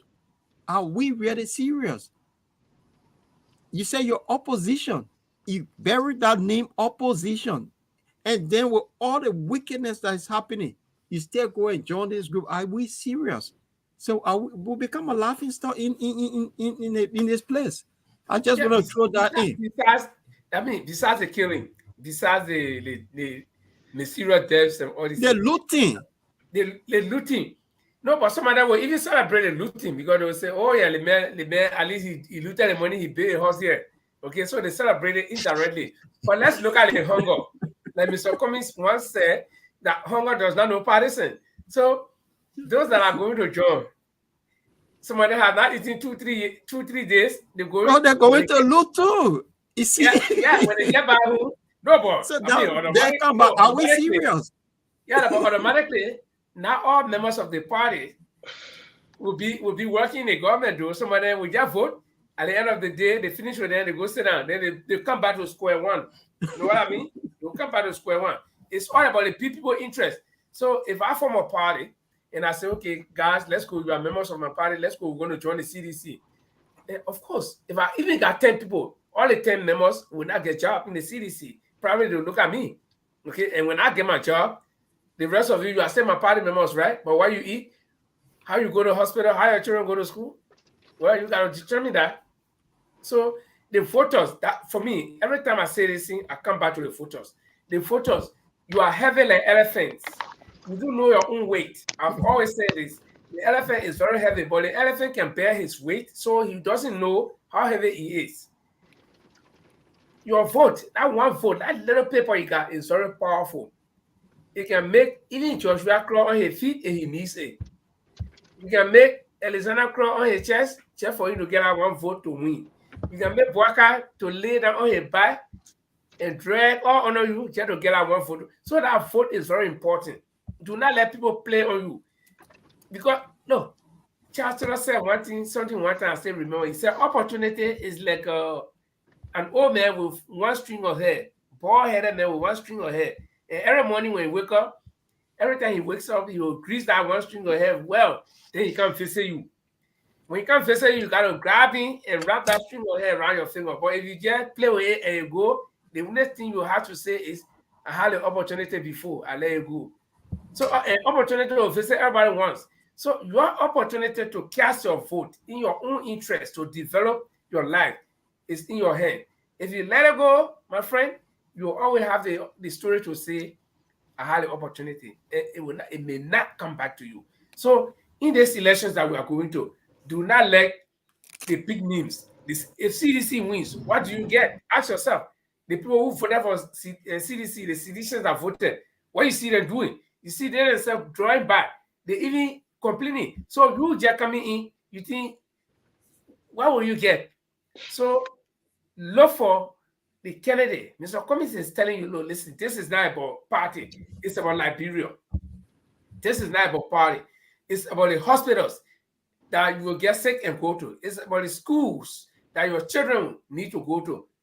Okay? It's about your own life. Look, up to now, I don't even know most of our government officials here. Okay? I've never got to know that, especially on the local level here. When I joined when I joined one of the parties here, okay? Before I got to know. And guess what? There's a guy who got off a right above my building here. He was a leader. He's a leader for the party. But this guy's common. He walks out. We all go to the same supermarket to buy things. We mingle in the street. We stay and talk. I didn't know until I went to the party meeting. Then I saw that this is the leader for the Labour Party that I joined. Okay. This is the kind of lifestyle we want in Liberia, where everybody, no matter whether you poor man or not, but at least you can go to the supermarket, you can buy a bottle of water. You don't have to go draw, put that rubber plastic there and pocket in anywhere and draw water before you can drink. No. When you're walking in the street, you test it, you can stop by the nearby shop and buy a bottle of water and drink too. Okay? Not only the ministers or not only the government officials should do that. We all should be at a certain point equal, where you can mingle. You can sit down, those of you drink, you can sit down in the club and drink. While the minister is drinking beer, you drink beer too. Okay? That's a life at level of Europe or America. You don't know, they don't have place for the rich man. Or you don't gotta go stand and look through the window where the rich man is eating in a restaurant. You are serving him. Yeah, if I let him. No. Once you work, you're strong enough to work, you can live. Okay? I ride a car that anybody else rides here. Okay? I'll pay for it though, but I mean, that's equal opportunity. They got rich people that cannot even go near, but they don't have special preference over me when it comes to the economy. Because unless if they will fly first class, but we all go on the same airplane. And like somebody always say, some of you, the decisions you make at the battle box, it will make you will never even see the inside of an airplane. The reason is you don't want to improve your own life. You gave your life to somebody else to enjoy it for you while you yourself suffering all the time. Your birthright, your right to enjoy is at the battle box. You take it and give it to somebody, okay? And that person is enjoying, then you clapping for him. Yeah, look at the president's house. Yeah, man. I like our color. Who told you can't live in that Linford. Yeah. From this topic, what do you think they opted from this thing about 6 political leaders? I want you to address that. For really fix it out this. Yeah, I really want you to touch on it because it's just a bad news for the country. No. Let me tell you, Paul. No, the underlying theme for these parties joining the CDC is simple. We already touched it. The guys are looking for a job. But if they sit down as they are, okay, as their party or as individuals, and wait, say CDC wins the election, and then wait for them to get a job, it's not possible. So they need relevance. They need there's something called sense of belongingness. They want to belong to. Some people do certain things because they want to belong to. Let me make a point here. Paul, with all due respect, right? So let's just agree the actors, may favor the president for a news cycle a week or 2 or maybe a month, right? Let's just, for the sake of this discussion, let's just agree. Yeah. What good does it do for the president? Does it move a goalpost? Does it give the president re-election? Does it? Because this group of people we're talking about today, all of them put together, all of their vote and their constituents have even left them long ago. But before, when they had their constituencies, guess what? They only amount to less than 40,000 in 2017. And since then, they are not being seen on the political scene. They are being hiding. I'm sorry. I think Jamal wanted to say something. You muted, Jamal. Yeah, you're muted. I want to speak to what Anthony was saying, but he's gone away. Okay, I will wait until he comes back. Anyway, I think Linford, Paul has a concern. I think we all have concern. That's why I've suggested that we need to have a very serious, rigid conditions where we allow political parties to come out to be created. And those political parties should be sponsored at least from the taxpayer money so they can be accountable. So those are conditions that can help us. And not only that, we also need to look at the socio-economic condition for our people. Sorry, guys, I received a phone call. Okay. You see, the socio-economic condition of people need to be improved. If that is simple, government is the major employer in that country. So what we are saying here, the dishonesty of our people not being principle-minded, where they want to sign up to the ruling government, you see that all looking for a job. That's simple as it is. Then what it comes to, it boils down to how dishonest we are. We all know the situation. We all know the situation going in the country. Liberia is struggling right now with all these issues. You and myself will say, well, who gives the job? Who gave the job? Like, Maggie is going to get dishing out 100,000 US dollars to people in in the US where we have issues in Liberia right now. A lot of issues we can't talk about, and nobody's talking about it. The last time what he did for a mother's funeral, well, we know how it was all over in the news. Nobody say anything about it. When we stay struggling, surviving, what is social economic status? Those are the guys who are begging. Few people just want to have money in their pocket. Where other people do a beg, then say, okay, that chief give me money today. So this is a condition. We're brought a condition of man to live for other people. And this is why we are fighting for a leadership that will come and change the state of our country. That's what Anthony's talking about. We need to speak for a leader that will come and change our country for us. So they improve the social economic status of our people. People like all political parties going to sign up with the ruling party will not exist. Anthony, before he came here, I said something like, we need to have a rigid system where political parties should be created, and that political party should get some funding from the government, taxpayer money. So from that level, they'll be accountable to the citizen. Because absolutely, then Mr. Kamara. Mr. Kamara, like you rightly said, listen, the whole narrative in Liberia is that they don't want this old system to be replaced or to be changed. No. That's the reason why you will find people who come out with a political party name. They'll find a few constituencies here and there, and the next thing you know, they go right back to the guy who they think will win the election. In 2011, Winston Tuchman was brought in thinking that you're going to save the CDC party to win the election. When they saw that he didn't win, guess what? They flipped back to George Weah and said, oh, we will go with George Weah no matter what. And then before the second round, many other political parties saw that George Weah numerically has the potential of winning. Then we start seeing all these so-called prophecies that are coming from, the religious group that, oh, they foresee that George Weah going to win. No, numerically he was going to win anyway. I'm a devout Christian, and the Bible it does not make mistake. But this guy will use the Bible as if that they saw vision. No, he didn't see no vision. Numerically, there was nobody that could defeat George Weah 2017, given what we saw. The number was on his side. Another pastor will pick up the phone. Oh, the Lord spoke to me. No, stop lying. So why is the Lord not speaking to you now to see all the ills that George Weah is bringing, the horror? And I wrote on a post, and I think his Facebook does a very good job of resurfacing what he write after a year or 2 years. I wrote something in September 2017. And I said, if George Weah wins the election, the horror and the hardship that will be brought upon Liberia will not be easy. Facebook reminded me last year, September, and Facebook will remind me this year, September coming up. And I will repost that so you can see it. Because George Weah was senator for 3 years. Let's go back. He was brought in 2014 as a senator. What did he do? George Weah was also the head of the delegation to ECOWAS. Just as Akara Moses Gray is the head of delegation to the European Parliament. Oh, you guys don't know that one? We know. Yeah, where? Have you ever seen Akara Gray there? What is the report he's bringing back to Liberia? What advocate says he's undertaking for the Liberian government and the Liberian people at the European Parliament? Spanish man said nada. In French, we say zero. Zero. He's bringing back. Why? What does he have to present? Akara Gray. Where will he start from? What presentation are you going to make there? He doesn't have what it takes. They made George Weah ECOWAS chairman. And for 3 consecutive years, he did not author a bill, did not co-sponsor a bill, did not undertake any legislative article project to help our people. Nothing. No bill was proffered under Senator George Manuel Weah.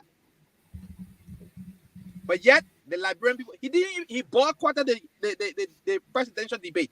He did not even tell the Liberian people what he was going to do. Today, it has been 5 consecutive years. President Weah have neglected one of his presidential duties. That is, hold a press conference. Oh, take please. Question from a reporter. Address the nation when the nation is in dire need, like the security issue that we face with right now in Liberia.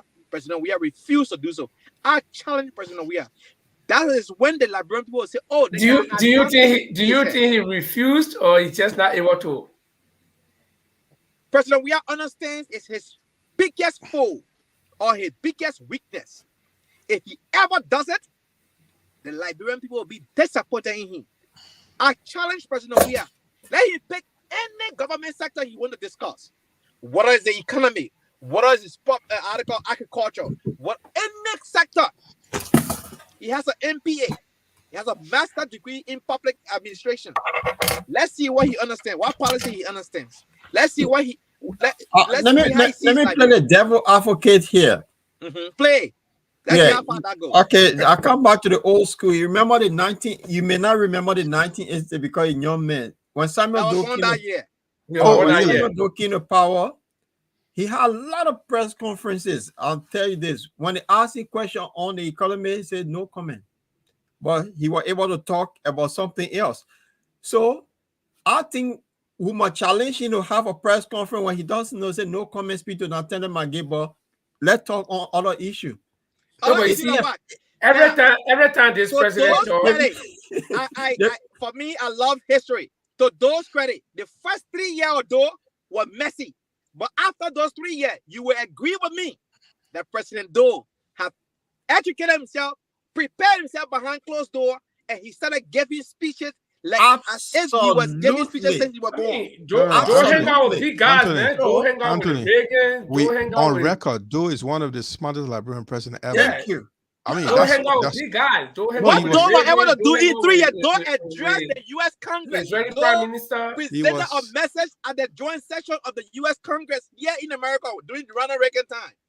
So don't compare Doe to George Weah. No, George it's not comparing. I gave you something he doesn't go anywhere else.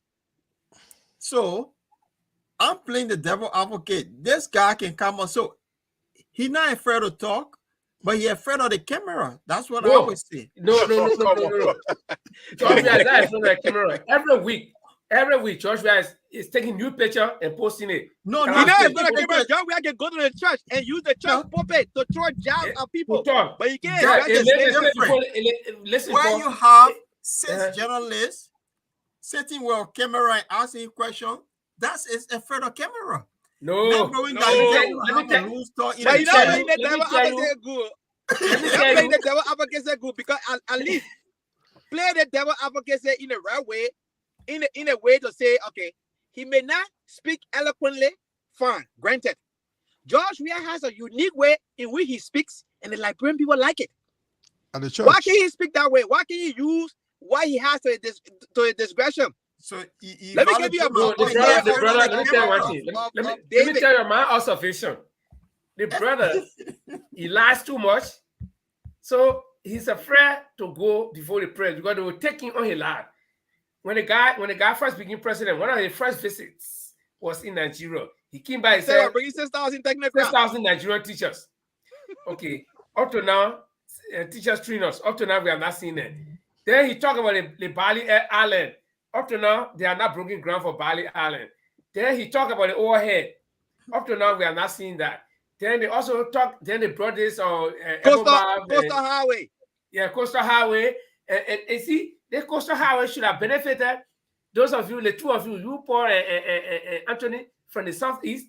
The Coastal Highway should have benefited your. Up to now, you already put pressure on your man to even break the ground. At least you can start. Now you guys validate my point. If you're afraid of camera, people will not ask you. So the place you go and talk, no camera going to be there to ask you question. Yeah. I think the generally need to go to a fucking clock church on a Sunday. No, Paul, instead of in that church. President Weah has been given an opportunity that no other president have enjoyed. Seriously, can you imagine a man came to power and the people just love him, just fell in love with him, right? Yeah. I don't know of any Liberian president, even though they not have that privilege, that kind of welcome, that kind of embracement that the Liberian people embrace George Weah. President Doe didn't have that. Some people like how Doe came into power, but not every one of them. George Weah enjoy almost 75, if not 80% of the people supporting him. Doe didn't have that. And the people had let him slide, get away with a lot Get of away things. with a lot of things. Even today, if George Weah say, you know what, I will let go few people within my cabinet and bring new people and go to the Liberian people and say, you know what, this thing here for me, I never done it before. I'm not a politician. I never, ran a country before. After these 5 years, now I understand what I can do now. I may not do as much as you think, but I can do X, Y, and Z. If we even reconcile that and start going to people, listen. Let me say give me a second job, but guess what? He does not let have me the share a conversation. job with you. Let me share a job with you guys. The morning. You giving a strategy, right? You're telling him what to do next, but you think you're gonna go for it? Trust me, he will not do it. You know how many strategies will get George Weah? Okay, let me share my experience in the morning. When I open it, I was checking. My friend usually send me the list of the newspaper. So I saw that headline: "We are dismisses Mange and Tue." You know? Oh no! I mean, it couldn't get April Fool. No, I know, but it couldn't get in my head because I know under no circumstances. Mange is the one who runs the country. George Weah had no clue. Mange is the one who runs the country. Yes. And George Weah only take credit. Everything that Mange puts a hand in, it happens. So if Mange said no, I know. If Mange proclaim, I got pronounced $100,000 in cash and $300,000 in pledge to Eula, and the president said yes. And he also paid his personal membership due. I think 2,500. Yeah. I think he paid also on behalf of what is that? 12. Yeah. So Mange is the de facto president of Liberia. Even when they say April Fool, no Liberian will believe that April Fool. But Mange runs the country. Well, guys, I think we've dwelled on that much, and let's take our last point here. It's interesting to discuss some of these things. Now, the U.S. ambassador wants a bill enacted on revenue and local government. Did anybody read the full detail of that story? Let's see. So on municipality, the municipal government, unfortunately, we don't have a municipal government in Liberia today. The MCC supposed to have a municipal council wherein the council members are elected so that they have a whole local government on its own. Liberia, when I remember, may his soul rest in peace, the late Sawyer ran to be a city mayor of Monrovia before, right? 1979. That position supposed to be an elected position, but the Constitution is silent on it. It did not give it a forceful, a clear representation wherein it will be an elected position. It says the president has a discretion, right? So Ellen said because no money, we can't have an election. So she appointed her city mayor. So George Weah also followed suit and appointed Jefferson Kochi. But our country is supposed to be electing mayors and superintendents. Right now, almost 98% of government positions are appointed by the president. If I'm not mistaken, prior to 1980, mayors used to be elected. Yes. Because that particular election you're talking about, I was in Africa in 1979, so I still remember very well.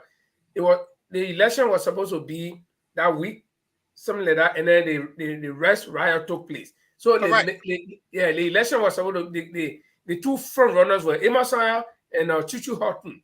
Okay, but it never got to that election. And then during those time, I don't know, they didn't have election for mayor. They didn't have election though. And then they had to redo the constitution. So I think during the revision of the constitution was where that was omitted. But I haven't visited that part of it. So since that time up until now, mayors have been elected. Sorry, and you're talking about superintendents. I've always tried to push that line because if you can elect, this is at the local government and division that we're talking. If you can elect town chief, the town chief who lives within the town with the people, you can elect him. Then you elect the clan chief and you elect the paramount chief. Why is it that the superintendent who supervises the entire country is appointed by the president? Okay, and then you elect the small people under the superintendent. And if you look at the whole structure, when the superintendent is appointed by the president, the superintendent owes loyalty not to the people of the county, but to the president. Yep. And so you'll find out that no matter what he or she does, nobody in the country can do anything. When the people can decide not to re-elect their town chief for now because he has done something, they can decide not to re-elect their clan chief, their paramount chief, but they have no power over the superintendent. And these elected officials, local government officials, fall under the superintendent. Okay? And then the superintendent falls under the Internal Affairs Ministry. You see? Which, of course, the ministry has no power over him, though, because he reports directly to the president. So the minister cannot tell him anything. You see? So I think that structure is wrong. Read out bit for me what the ambassador said. Well, actually, I don't have the bill. I mean the topic for today on the ambassador. That's just. It only says that what Jameer sent to me was that the House bill, or the U.S. ambassador wants revenue and local government bills enacted. You see, right? So, yeah. All right. This is something Anthony talked about earlier, and I just want to add salt and pepper to this. We got 15 counties, right? And I think 2011, after early one election, they did have some conference in Banca, and this conference was based on decentralization. The people from all over, people came from Europe, America, all over the place. They came up with that decentralization policy that they delivered to the government. This is something that everyone has been seeing. If you travel to Ghana, Nigeria, and other places, local government play a key in their society. That's how it brings development. In Liberia, we appoint, which is wrong. And I think for now, decentralization thing people have been talking about, this is what the ambassador is trying to inject into the current legislature. Look, you'll do something. It's help the country to develop, it help the country to generate money. So take Maryland, for example. If Maryland elect their own superintendent, there will be competition in the, if he elects superintendent for 4 years, for example, the person electing, he's coming with his vision for that county. And if his vision does not play out, after 4 years, somebody else is going to come with their own vision. It's all built on county development. So I'm coming. How can Maryland generate funds, for example, for the people in Maryland to benefit? It's not there. So he's trying to tell the Senate, look, wake up and do this, or telling the legislature as a whole, do something, and you'll make the thing into law so people can elect their own people. People can come in with vision, and then development starts. People start generating funds. So if I become superintendent of Maryland County and say we get 10 million houses in Maryland County, every house pay $5 for tax. How much do Maryland be generating?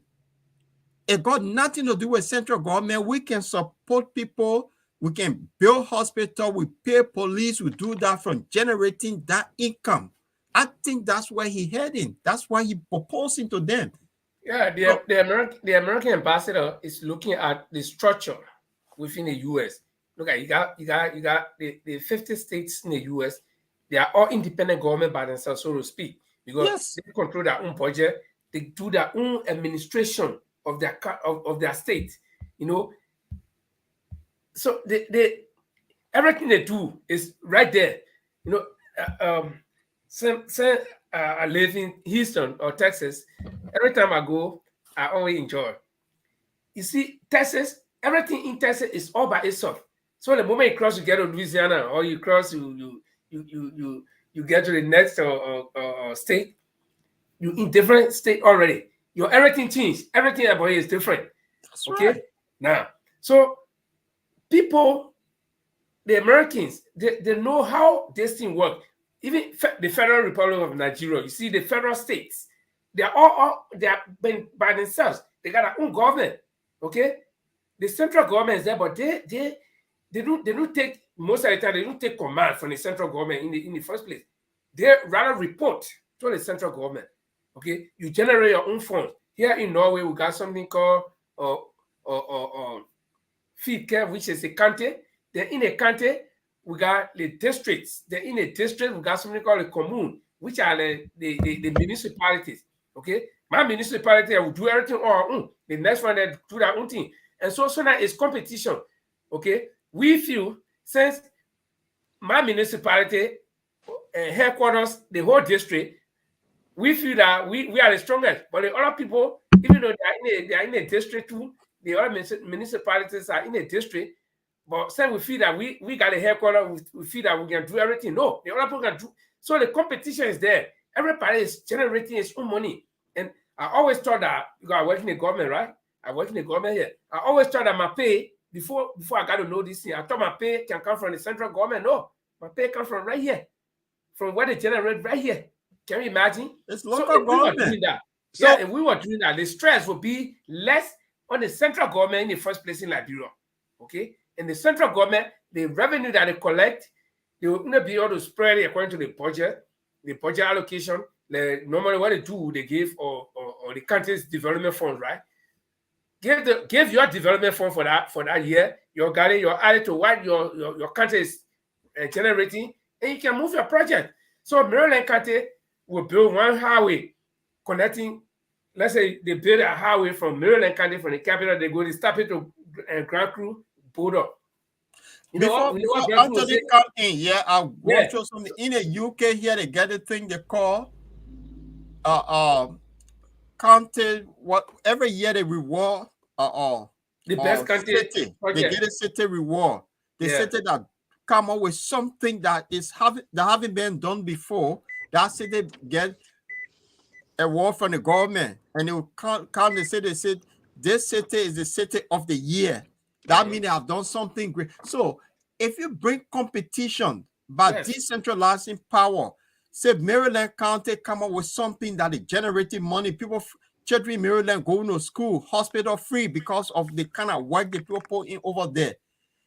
That Maryland County now become the city or the county of the year for doing something. Then other county borrow from Maryland County. How did you go about doing this? It all become in self-reliance. You don't have to beg other people across the globe for money. You generate your own money within your own backyard. That is all about empower the countries. Yes. Empower the countries. Give them that responsibility. Because as it stands now, all the countries look up to central government, right? For what they call the country development fund. And that country development fund, it comes in the superintendent office. From there, the superintendent passes it to the development superintendent, and all that time something moving from there. So by the time you get to the final guy, 1 cent. But somebody didn't get it. See? So empower the people, give them the responsibility. Tell them, no, collect your own revenue, and then do your own project. So like I was saying, in Maryland built a highway, and then they stop it to the border with Grand Crew or whichever country they got border with. And then that just a road from that highway going to your own country, and you say, what? No, it can't happen. We too gotta do it. And you connect your road on it too. And then you stop it to your next I'm saying this because I come from a town where many years ago they didn't have car road. So what our town people used to do, the pressure road, the pressure so why they're going to stop it to the border with all the time. Then the other town people, by the time you want that clean road, you get there in the morning, you start walking in the bush, all your clothes get wet. So the other town people too kind of even pressure while they're our town. You see it? So the competition will be there. See? Everybody, no, human by nature will let competition. I see 20 lives in the US. Every time I move from there to go in Europe, we got this small tech car. When I go to the US, I want to rent a BB car, man. The European roads are small, so they build small cars. But let me just say this, right? Part of the reason why all of these things happening in Liberia is because one, the leaders are afraid of competition. Let me just say this today. Maybe you guys don't understand. Liberian by nature, they don't like competition. What am I saying? You see all these small attire center right now. There one person there they all look up to are the most intellectual. You Yeah. go there and start challenging that guy, two things will happen. They will push you out of that place, and they will call you name that you this and that and that. They will now try to listen to you that you looking you bringing your argument from a different point of view, a different angle, different perspective. They're not going to see that. And they don't want to be like Liberians you. are accustomed to doing the same thing over and over. They don't like change and they don't like competition. I guarantee you that.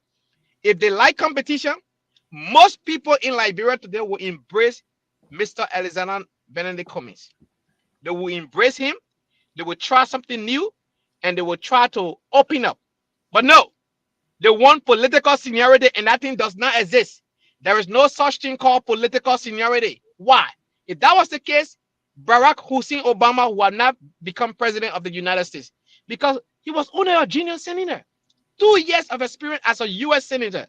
He was a state senator that ran for office and became the U.S. senator.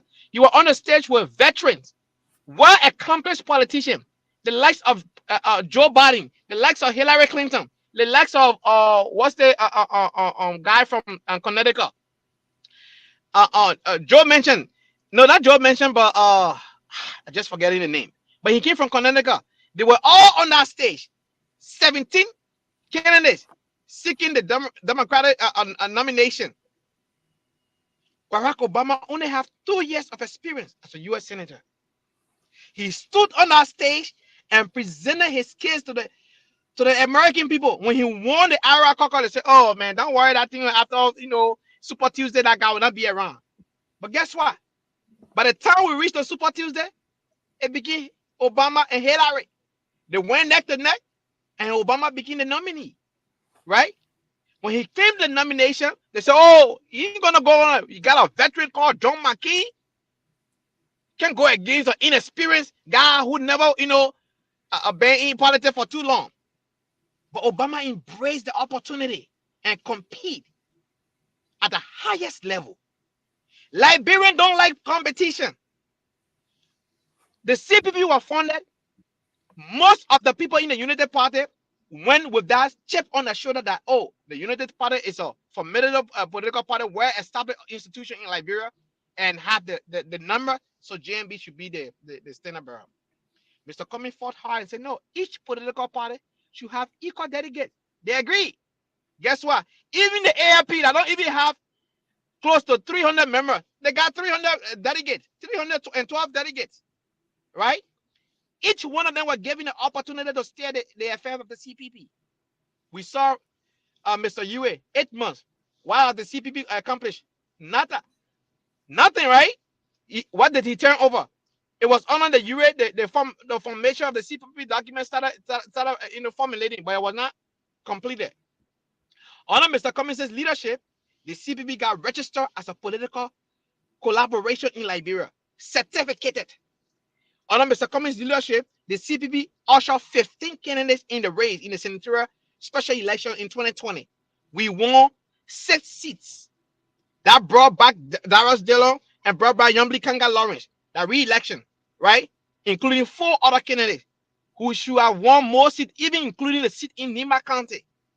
If Tawangwe would have listened and have done the right thing, today Tawangwe would have been the anointed candidate for 2023 senatorial race, because the vote that Madam Ida Gongogwe was shy off is those votes that Tawangwe have incriminated in the election, because the VPS was conducted twice and Madam Ida Gongogwe won the VPS. And for that reason, guess what? She was given the chance to run. She got over 38,000 votes compared to Tawangwe 5,000 and plus votes. So, folks, this is the reason why when I say Liberians don't like competition, you can win. Why force it? Right? And sometimes I see Tawangwe writing on Facebook, I just laugh, because you don't have what it takes to win. Give another person a chance after the system has proven twice that you don't have what it takes to win Nima Kande as a senator. Support this lady. Let's go. He resigned from the ANC, but most of the content he was posting, he was still using ANC emblem. he was still using ANC logo. I even went, I had and started chatting with other people and said, this guy is doing not just ANC or the seven, but himself and the rest of the other people that look up to our party. So again, Okay. now the municipality in Liberia can create lots of jobs. How? You separate the municipal from LMP, meaning you will create something called the Monrovia Metro Police Department, the MMDP that I call it. What would that do? The metropolitan area of Monrovia, any crime that happened there, that police force is responsible. LMP now become state trooper. They become the county police. They become the nation police, right? Then what would that police do? Now police will start issuing traffic tickets, violations, and all the different things, domestic violation, all the different things. Then you have MCC that become the Monrovia City Corporation has a council where they can have 6 men or 9 men or 12 men council where each one of the council member can be elected, or like I say, 17 council, because Monrovia must rather have 17 district, right? Just to have that representation in the city, we have 17 council member where each district will put on a council member. They form that council, and that council become a government. That government now institute something I call 2% sales tax on alcoholic beverage. That money can pay police officer, pay teacher, even sponsor the the MCSS, the Moral Corporation School System, right? Okay. Listen, today they are doing a GoFundMe just to bring the Alumni Association and welcome the people back. And the government of Liberia is giving 100,000 to Eula when MCSS is raising money on GoFundMe. That is a disservice to our people. Are not Let's get some view here, Tony. You know, we're discussing the local government as the U.S. ambassador is proposing. Now, somebody here is saying that for political expediency, appointment of the superintendents and chiefs is a way to go, unless there are provisions that grant autonomy to these local areas. Electing them is not practical. An opposition elected in a county might not be supported by the ruling party. Now, actually, there is some real good point that this poster is saying. Now, we are proposing, or we are advocating for the election of the superintendent, right? Now, instead of being appointed. But he is saying, or he or she is saying that if, for example, CDC is ruling out, what if the people in Grand Bassa have had election with the, and you're considering the case that our superintendents are elected, right? And then an ANC president wins that election under a CDC government. They will not get support from the ruling party because they are from the opposition party. Or don't we see that as a hurdle? No, not necessarily true. Yes, the narrative. When that happened, when we have that such a decentralization, whatever allocation of money that's supposed to go to the various county will always go there, regardless of which party is in office at that point, because it is not the president's choice to pick and choose which county to support. What this local government will do, no, but it's easier said than done, especially in a country like Liberia. It's easier said than done. No, when the executive controls the budget. Let me. Can I come in a little bit, Mr. Kamara? Before you come in, Mr. Gwen, let me say this. It is because we keep thinking, what if? We are afraid. I keep telling you, Liberians don't like to embrace change. They want us to continue to remain as we are. Those who are in government, they won't stay in government forever. And so we should come at their knees and beg them for help. If you look, you don't need government job, even though you are fortunate to work for government in Norway. But you really need government job to survive in Norway. I don't need government job. I don't work for government here. I can get government contract if I want. I can work for government if I want, right? I have the competence to do so. I have a discipline that the government can hire me any day, anytime, once I apply. But guess what? I don't need government to function. Unlike Liberia, government is a higher employer. How many companies in Liberia hire more than 70,000 employees compared to the government that hire 70,000 employees right now? None, right? So the government has become the only hope. The only hope. So this, we want to take that away. We want the private sector, and that's what Mr. Comey has been advocating for. Grow the private sector. He has the record of growing the private sector. He has the record of creating jobs. That's what he has done all his life. From the Pillsbury Company to Coca-Cola, that's what Chima, he's done. Creating jobs. Chima, do you So have a different? if the government, if we have superintendents who are elected in various counties, it will take now the political will, the political skill for that president now is forced now. If he seeks re-election, that president will work with that superintendent in our county to seek re-election. That other next opposition leader also will see reason to work with the next superintendent because why? They want to put that point forward. And that's what we're seeing here in the great United States. Joe Biden want to be president. Not everybody in Texas vote against Joe Biden. So Joe Biden still campaign in Texas to get some vote to accumulate some electoral college vote from Texas, from Iowa, from Ohio. These are Republican states, right? Okay, Chima, do you have a different perspective? Do you have a different perspective? Who, me? No, Jima, you are blocked. I mean, you are Anthony. What I was trying to add to what Anthony was saying, but in a different form. You see, what the ambassador is saying is, we need to add this into laws, so the various counties will be powerful and will be productive. Something with Mr. Kamara audio. It says it's not good. It's still not working. Do you hear me, okay, guys? I'm hearing. Yeah. Do you hear me now, Anthony? Yeah. Hello. Do you hear me? Yeah. Let me mute myself. I don't know. Audio is distorted, but I gotta mute myself. You okay now? Yeah. Do you hear me? Yeah. But I hear you, right? You are muting yourself. Yeah, it's all right. Get my flow. No, he muted himself. So all right. He said you are okay. Okay, I was saying something. With regard to the ambassador is saying that the basic social services of these counties are lacking. They need to be provided. If the legislature turned it into law, it makes those counties productive. Then they created a business environment for businesses to create in these counties. The government will be compared to provide funds for these counties. They don't have to depend on the government. So the viewer made a comment to say the fear is they won't get support from the ruling government. That won't work. When it's enacted into law, it's compulsory that they receive benefit from this, but the fund that should be given to them will be given to them. And not only that, they should create an enabling environment for businesses to go to those counties. Like Anthony was saying, those states should be turning, they still produce their own juice. What they do, they create companies to come in. They provide space for companies to produce funds for their development. So we don't depend on only county development funds, which is not being enacted into law. It passed through the Ministry of Internal Affairs before it gets to the superintendent. But if it gets there, it's already been cut off.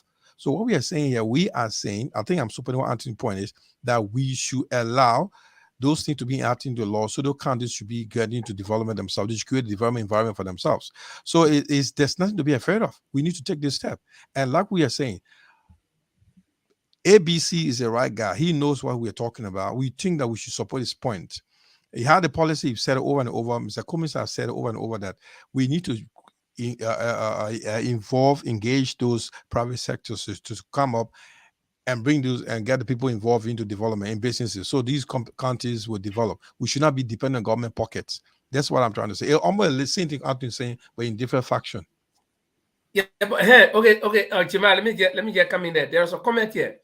The person is asking, what does private sector growth have to do with municipal authority? Now, the answer to your question, you asking, and I think it's the same poster. You say, Linford, you don't call the names of posters on your show. The reason is I'm monitoring you directly from this platform, so I don't see who's on the Facebook. When they say Facebook poster or Facebook user, so sorry, unless I can go to Facebook page. But the answer to your question, the way the private sector affects the growth of the municipality is that, from my own perception, if Bon County, where I come from, we have good security. Our municipality or our local government system is working properly. Our crime rate is very low. We got good electricity. We got good road network. Companies can come and make business there. And what will happen? Our municipal authorities will now generate that money, that much needed funds for development within the county. So they both work hand in hand. It seems like if the entire country is functional, electricity, water, everything is good security, and everything is functioning well, no corruption, you'll find out that the country will grow. So it got to start from down there. You see? But So this if is the simple. municipality Let or me the add to local what you're government saying. system is good, Linford, to add to what you're saying, just simple. A private businesses in a county will produce job opportunity for citizens. You don't have to depend on government. And those businesses will, the local government or local whatever it is in the counties will come up with a tax regime where those companies will pay tax to revenue to the government, the local government for development. That's how it works. Simple as it is. What you do, your business come here, we say, okay, if you come, you have to pay tax, business tax to the council, to this local government. We use that to make roads. We use that to support the disadvantaged children in the county. We use that to build clinics. We use that to provide opportunity for our citizens. That is why government make money. That's why local government make money from the private sector. And not only that, though private sector create job for the citizen, they don't have to depend on the government to provide jobs. So that's, and also create business opportunity for them. That's just easy. It's one way. It's just the way how it works. It will reduce the employment stress on government, and you'll find out that government might be even putting out announcement looking for people to work. Imagine when Lamco, Firestone, when those companies were really booming and things were all right. How many people wanted to go work for government? When you work, they give you, So that's how it is. Just simple. Yeah. So just Absolutely. That's why Mr. Kamara was saying. The guy asked the question: what does private sector,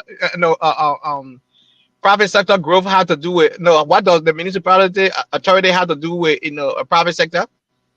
The municipality cannot function without private sector. It can't function. You can have a municipal, and that municipal means it's a small government within the bigger government, and those businesses that pay taxes to that municipality create opportunity for the municipal to grow, to function, to pay its employee, to carry out a lot of projects. So yes, all these companies you see in the community, they pay taxes to the municipality. They have to pay that tax, and that's how the municipal government also pay its employee. So definitely they are intertwined. So that's how private sector work. When it comes to a social corporate responsibility and all the different things, those are things that come into play. If a company come here to establish, these are agreement I will put into play. But instead of the national government being in charge of that, the local government is in charge, and that local government, based on the taxes they collect from those companies, they also pay their quota to the national government. If they are, all of those things working hand in hand. But if we sit there and wait for everything to come from the central government in Liberia, then we will continue to struggle, because this has not worked. It will not work. It will, and we'll continue to go through this vicious cycle, and then we start looking up to foreign donors. Look at right now with the right circumstances in Liberia. We have good soil. Anthony, Anthony, what the argument we had last week when you said that Liberia does not have a system. You remember last week? So we done. What the ambassador is proposing here gave a unique system that we all don't have to worry, because from the little thing it turned big. And that's what he's saying. Because every time we need some money, we run to the US, we go back. But we can do the same thing. Yeah, you have the same mayor crying that he doesn't have enough money to collect garbage. Garbage collection. Let me just speak to this again today.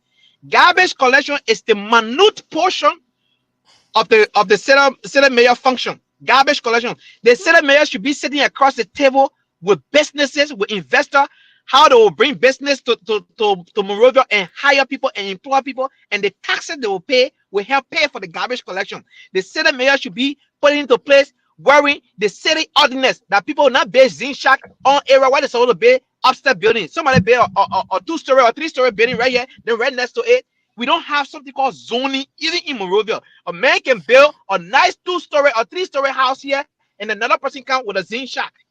No, you don't do that. It depreciates the value of that house right there. All right. You see, And it also that's it true. appears That's very true. bad, and no business investor will come to Liberia seeing your city in this dysfunctional matter. Another thing, traffic. Traffic is horrible in Monrovia.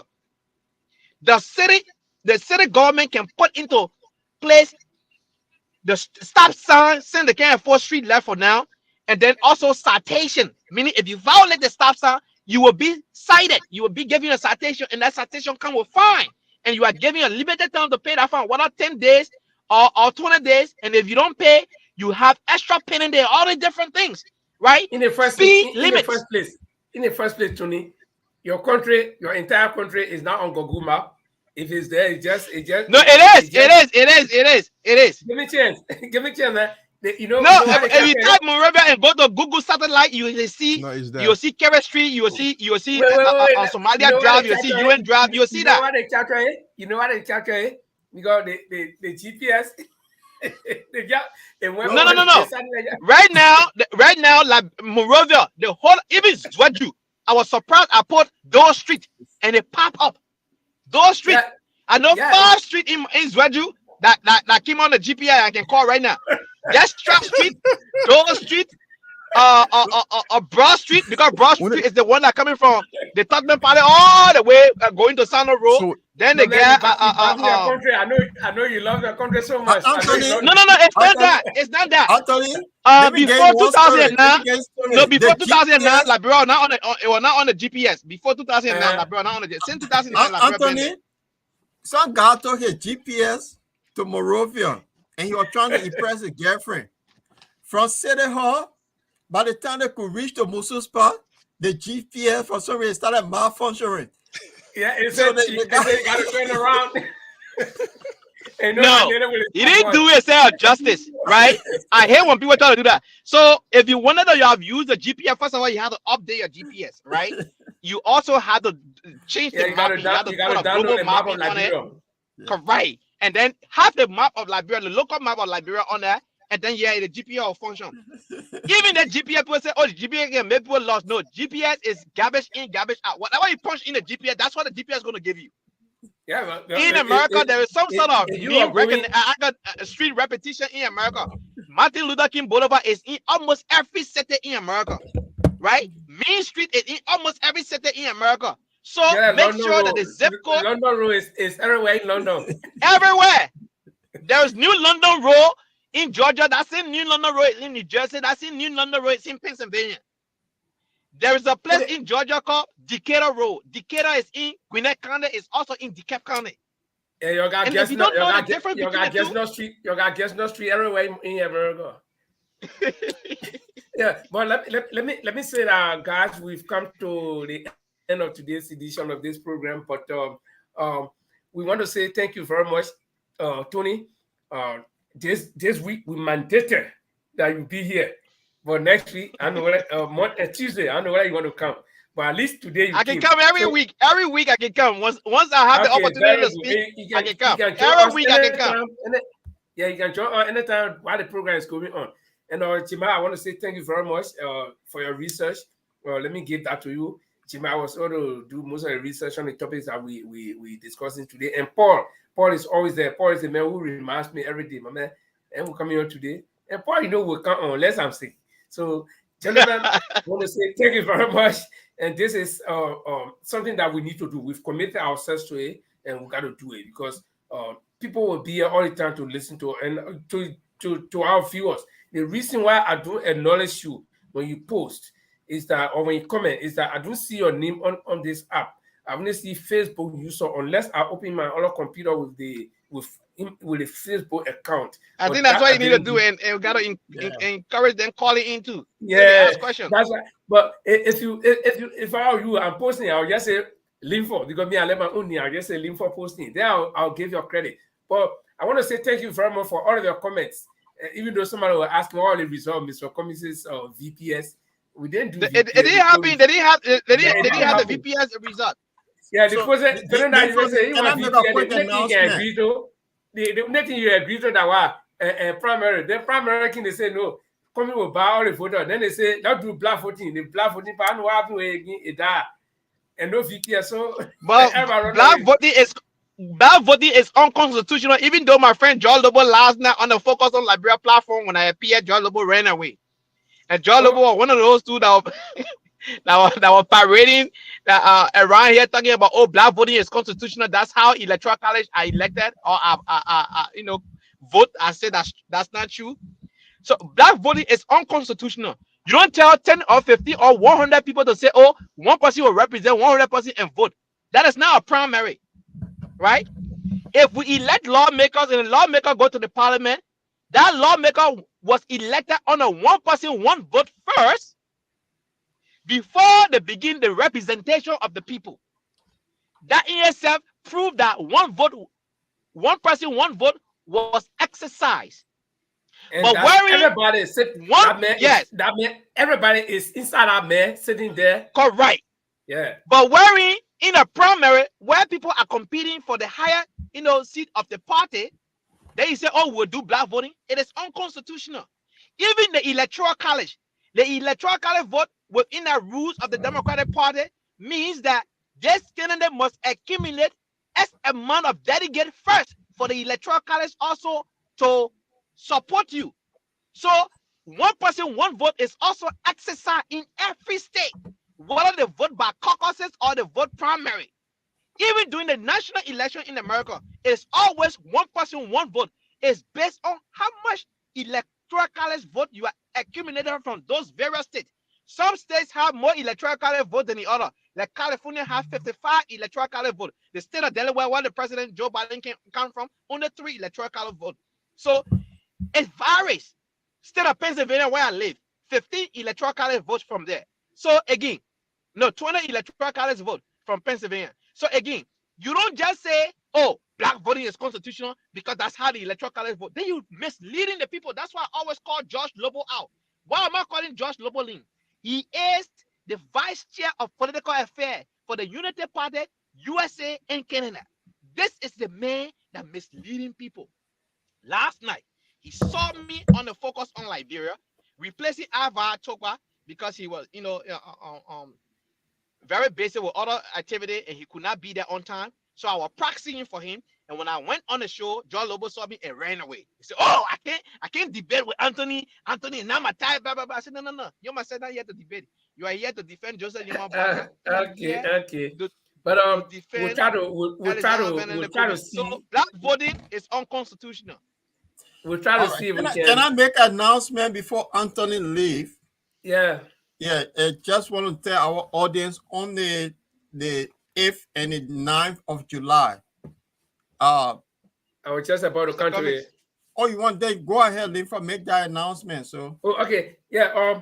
On the 8th and 9th of July this year, or now we in April, so we got May and June. Okay, to prepare. For those of you who want to see Mr. Cummings in person, now this announcement is not going to ANC people. ANC people may hear it, but it's not going to ANC people. It's going to people from other parties or people who do not belong to any party or people who have been sitting or people who are very doubtful of Mr. Cummings, people who have been questioning Mr. Cummings' ability. We're even thinking, I don't know how possible it will be because I don't know, I'm not part of the planning committee, but we even think it will do some virtual program with Mr. Cummings so that people from other parts of the world will interact with Mr. Cummings live. But Mr. Cummings will be in Hanover, in Germany, on the 8th and 9th of July. Okay? He will be meeting with Liberians in Europe. And people will be coming from America and some, he might bring some people from Liberia as well. But we are encouraging people in Europe, wherever you are in Europe, spend your holiday. The 2 days, make it part of your holiday plan to come to Germany, the city of Hanover, okay? And see Mr. Cummings. Talk to him. They sell a lot of used cars down there. Huh? I said they sell a lot of used cars down there. Good price, man. Look at that. Man, Germany, Europe is a home of cars. So for those of you who really doubt, I love cars. So I can be looking at the website all the time. Mr. Cummings, you can come to Germany, Hanover City, and ask your questions. But I'm gonna see what we can do with our Europe communication team, in collaboration with the global communication team, and we'll see what to do. But we can't promise you anything now. But at least we're flyers hoping. are up. The flyers are up. Yeah, the flyers are up. Anthony, you guys are welcome. It's a big fundraiser for 2023, and it's going to be massive. ANC Europe will be meeting all-star of European. There'll be a big march. So Mr. Cummings will be the number 9. So any hotel package? Yes, everything is information is there. It's but y'all read the hotel information too now. Yes, that's what I'm saying. The hotel details are there. It's on bottomline.liberia.com. So all the detail we'll put the publicity up. Yeah. So this is gonna be wild, and everyone now. So y'all have any flight deal that when you buy the flight in the hotel, at the same time they have a package. You gotta do that here in America when you get in the hotel and the flight ticket together. Well, that'd be expensive. You might think it's less expensive, but it's very expensive. The flight, with the car, everything. I try that thing out in England. I don't want car in Europe. I don't want car. I will ride a train. I pay 1,000 euro. I mean, what the thing is pound. Now that 10,000 no, I'll pay. When I get a car for 500 kroner, I pay 10,000. So I scared that now. But anyway, so how far is Norway from Germany? No, I'll be driving. I'll drive from here to Sweden. From Sweden, then across to Germany. Then I'll start to go. Or I can take a boat. I can take a boat from very Matan. I mean, not Matan, but from Norway, somewhere in Norway. And then the boat will take like 4 hours. And 11 o'clock in Denmark. And by 4 o'clock, I did that distance in 2016. I mean, in 2020 rather. 2020, I'll go. This one, I'll go all the way to Frankfurt. So it's just a driving distance. I moved from there, from my area to the place is 3 hours, and I get on the boat 4 hours. From 7 o'clock to 11 o'clock, I'm in Denmark. Then from Denmark, I start cruising for Germany border. From Germany border. Okay, we'll talk offline. We'll talk off the record. So Anthony, we'll share the flyers with you so you can share in your group too. So this is going to be massive, and the details are up. Okay. Yeah, it will be a good vacation for me. You'll get it. If I so choose to come to Europe. Yeah, you can even bring a good friend, George Lobo. Lobo will run away. Well, anyway, guys, every good thing must come to an end. I think Tony is at work. He got to go now. And I am sleepy. I got to sleep.